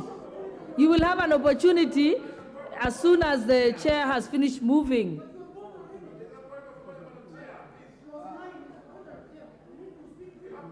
We've already moved. We are at clause number 10. Okay. Let us proceed, Chairperson. So, Honorable Chair, clause 10, as per what is on the bill, was proposing that taxes that are collected by agents, especially excise duty and VAT, that seems to be what this particular clause was targeting, to be remitted to Kenya Revenue Authority within 24 hours. After listening to members of the public during our public participation, we propose to amend that from 24 hours to within 5 working days. So this taking care of weekends and holidays, and at least isn't as punitive as it was proposed on the bill to have these taxes paid within 24 hours. And that I support, Honorable Chair. Okay. I propose the question that Clause 10 be amended as proposed by the Honorable Chairperson of the Finance Committee. No, Honorable Junet, you may now have an opportunity. Okay. All right, Leader of Minority, you can have your point of order, and then after that we can allow Junet to contribute. Now, yes. Yes. Madam Speaker, I just want to, I'm rising on matter of procedure. I understand the urgency or the anxiety to have this process concluded, but let us understand that we are dealing with Parliament, which is an institution that has a tradition that everyone is looking up to, Madam Speaker, Madam Chair. At every clause, once it is proposed, it is important that you give members who want to speak chance to speak, 1, 2, or 3. That has been the tradition in this House. We can't be turned into a voting machine. This is a parliament of the people, Madam Chair. Yes, give us time. 1, 2, 3 people. Then you continue. Put the question. Yeah. On the Leader of Minority, I agree with you that it's important to give members a chance to debate it, except in those previous ones, there was no one who showed interest.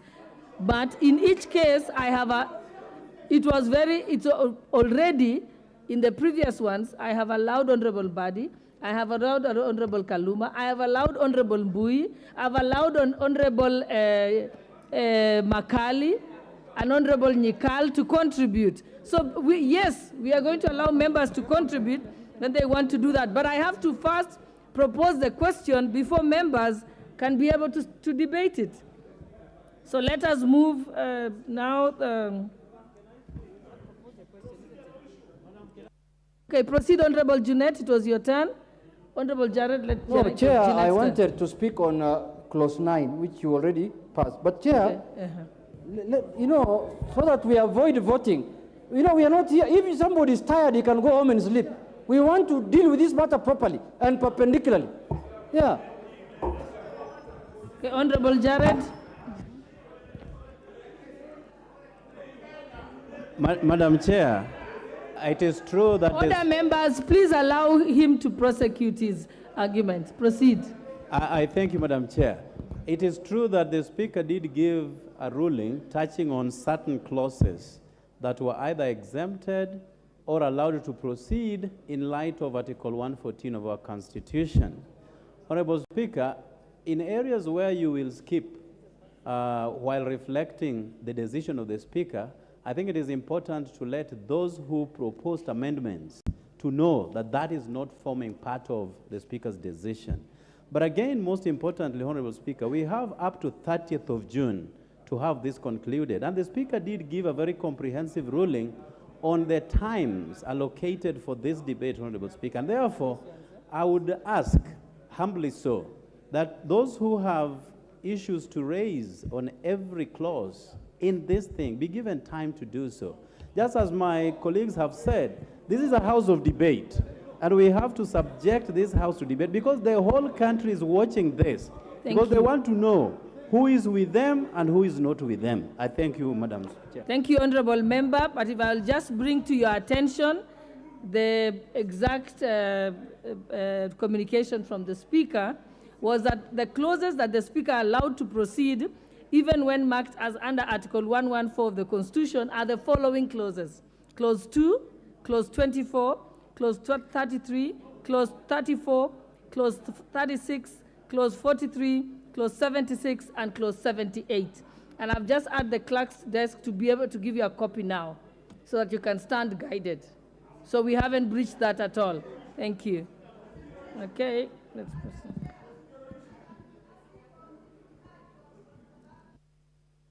Proceed, Honorable Wamushomba.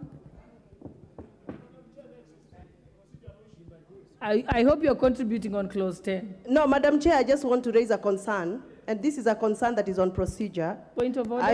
I think, Madam Chair, it is very, very important. First of all, I want to note, since 2 o'clock we started off this parliament, very few women have spoken on this floor.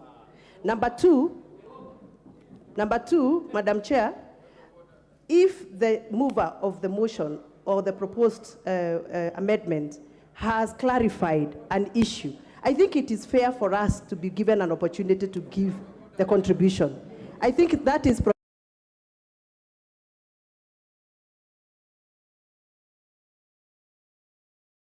I want to raise my dissatisfaction on clause 9.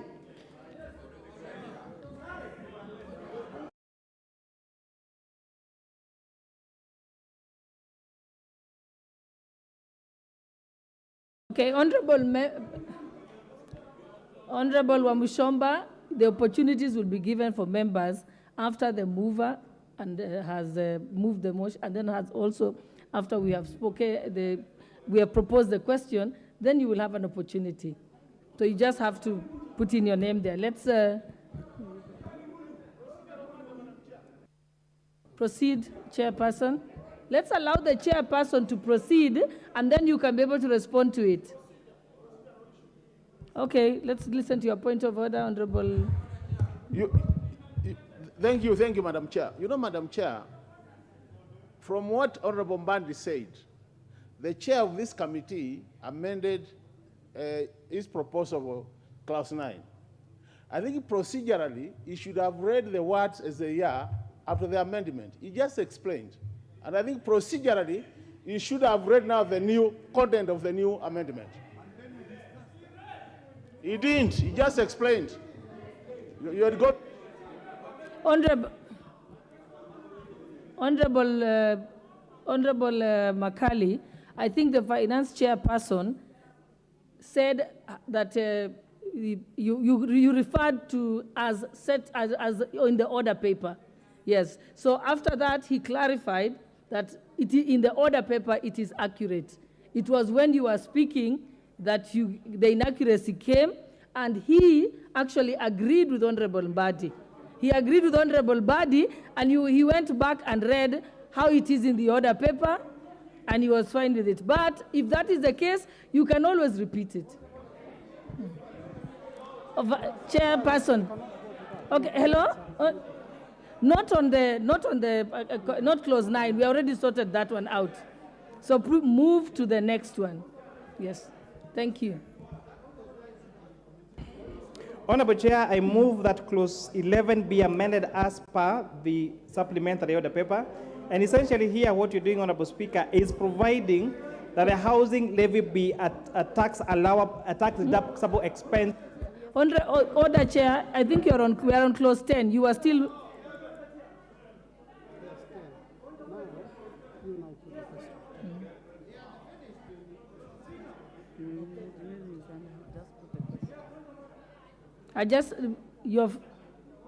Yes, we are finished. You already finished with clause 10. So we just need to put the question. Okay, I now put the question that clause 10 be amended as proposed by the Honorable Chair of the Finance Committee. Will as many as of that opinion say aye? Will as many as of the contrary opinion say nay? The ayes have it. I now put the question that clause 10. Okay.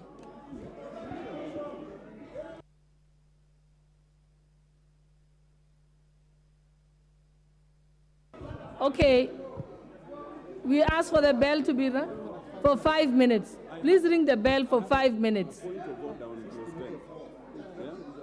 Ring the bell. 5 minutes. You know.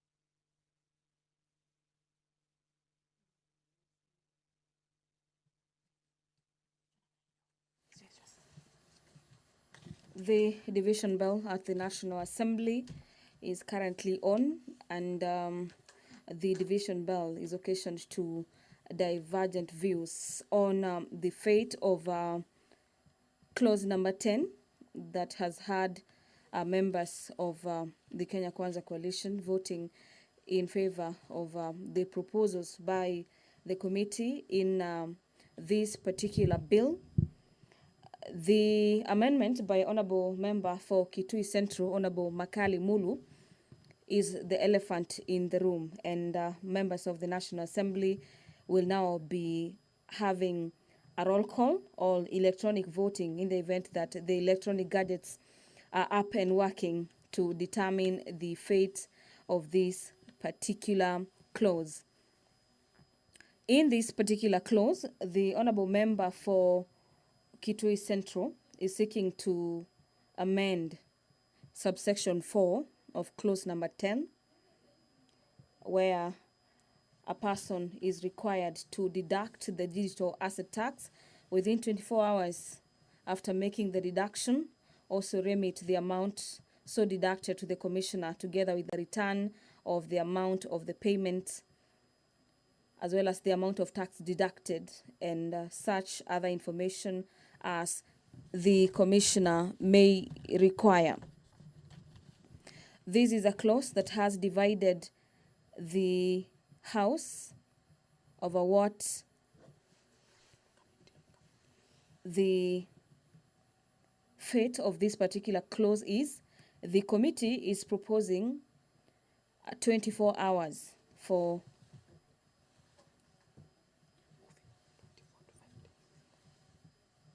that the time be moved from 24 hours to 5 days.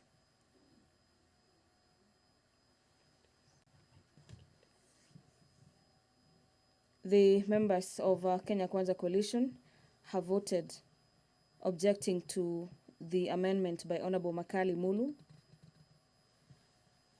where members of the opposition have voted in favor of that particular bill.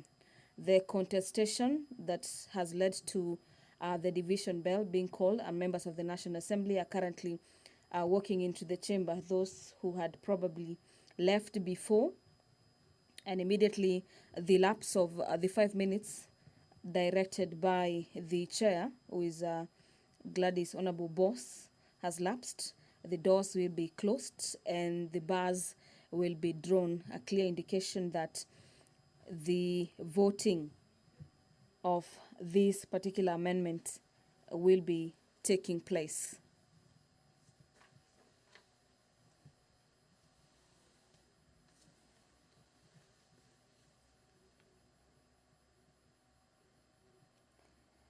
This particular clause number 10 also relates to matters digital taxation. And according to the committee, under subsection 5,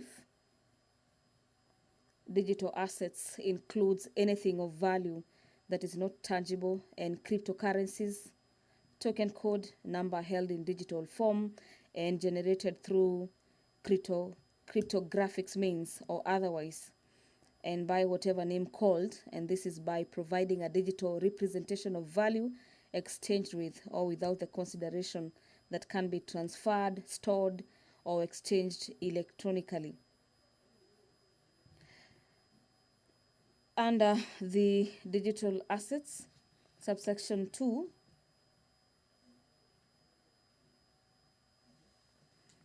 the income may be derived from a transfer or exchange of digital assets. That is supposed to mean the gross fair market value consideration received or receivable at the point of exchange or transfer of a digital asset. These are some of the definition by the committee on what a digital assets under the law will be considered to be.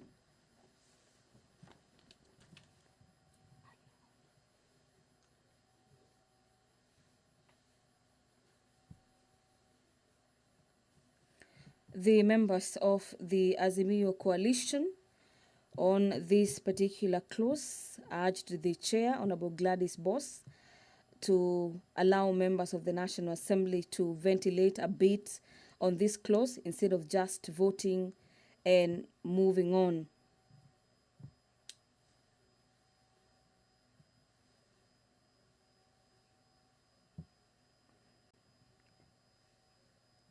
So far, we have had the House consider clause number 1 to 10, and what we are having is that the mover, who happens to be the chair of the Finance Committee, has to tell members what amendment he is moving and what would be the impact of that particular amendment before the members vote on the amendments.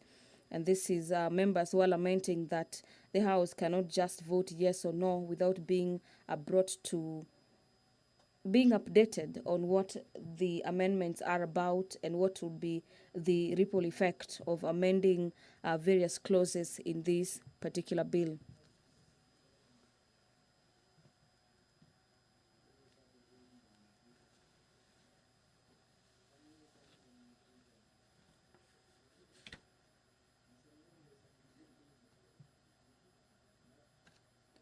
Different camps continue to align themselves to ensure that when this particular vote is taken, either electronically or by roll call, they get to have the day in regards to each wing winning on various amendments, either voting for them or rejecting them in totality.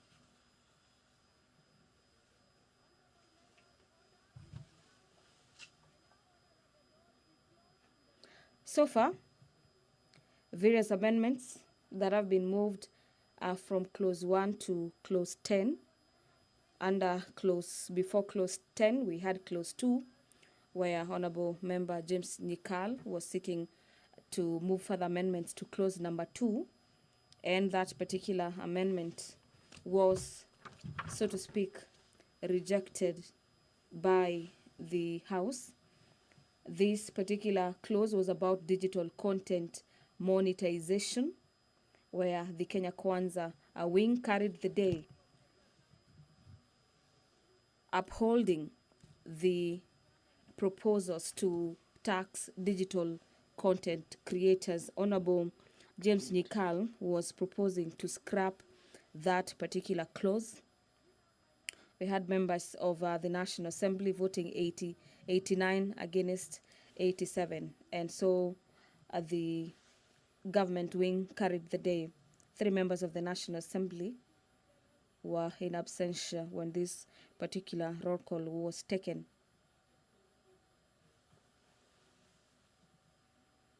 Other members of the National Assembly are Honorable David Makali Mulu, as well as Honorable Member for Homa Bay Town, Honorable Peter Kaluma, who sought to delete definitions of persons under this category of digital monetization.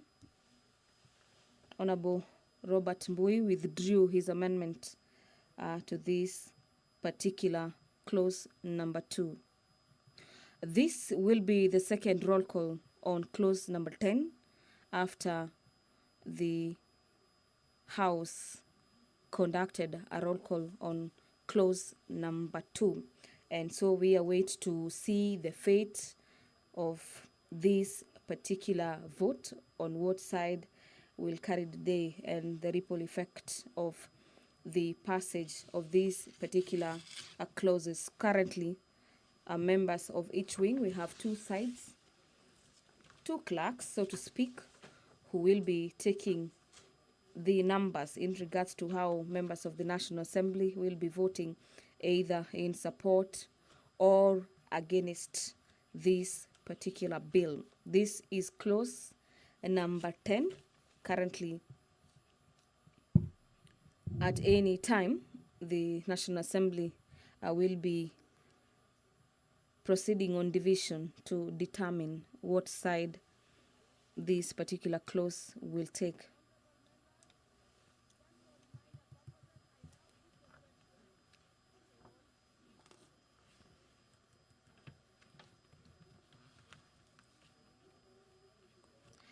Under the standing orders of the House on matters roll call, standing orders number 72 on when the roll call division may be claimed, the Speaker shall direct a roll call vote to be taken if members claim a division, which is what has happened. This is occasioned by the mere fact that each wing, the wing calling for the division, in this case the opposition wing, was somehow not contented with the results of that particular clause. This is clause number 10 that seeks to move the period of taxation from 24 hours to 5 working days. There was further amendment to that particular clause by Honorable Makali Mulu, and after the opposition by the way of yes and no seemingly heard the Speaker saying the yes, the ayes have it, asked for a division to put this matter to rest. The chair of this particular session, Honorable Gladys Boss, considered that there was a reasonable doubt as to announce the outcome of the vote in question, and therefore directed a division to be taken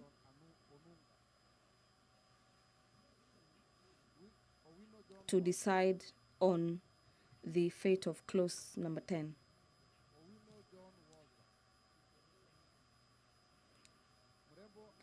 She has further given directives that the division bell may be rung for 5 minutes, and this is to allow for members of the National Assembly who are probably within the lobby or within the presence of Parliament to make their way into the chamber this evening, to allow for the House to have the numbers to vote on that particular bill, and immediately after the lapse of the 5 minutes, we'll be witnessing the Sergeant-at-Arms take the opposition, locking the doors and drawing the bars,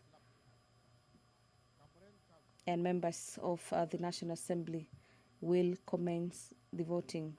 It appears everything is in order from the chambers. As you can see from your end, members of the National Assembly clearly are taking their positions, and the Sergeant-at-Arms are just waiting for this particular directive by the Speaker. From the Kenya Kwanza wing, we have Honorable Robert Pukose, as well as Honorable Joyfrey Ruku, being some of the members who are counter-checking what the clerks are listing as some of the votes that have been cast by members associated to their wings. From the Azimio la Umoja coalition, we have Honorable Amos Mwago, the Honorable Member for Starehe constituency, and Honorable Doris Donya, the Kisii woman representative, who are taking the roll call or the outcome of the vote, representing the opposition under the Azimio la Umoja coalition. Members of Parliament allied to Azimio la Umoja coalition have lined up a number of amendments to the Finance Bill 2023, which is currently at the third reading today. And we had Honorable Leader of the Majority Party, Honorable Kimani Ichung'wah, seeking extension of period for when the National Assembly is set to sit, usually as per the House calendar. The usual time when the House rises after the completion of its business is usually at 7 p.m. And we had the Honorable Kimani Ichung'wah, the leader of the Majority Party, moving a motion seeking to have the House consider the proposals in the Finance Bill 2023 until such a time when the House has dispensed with the proposals and amendments into the Finance Bill 2023. He was seconded by Honorable Juliet Mohammed.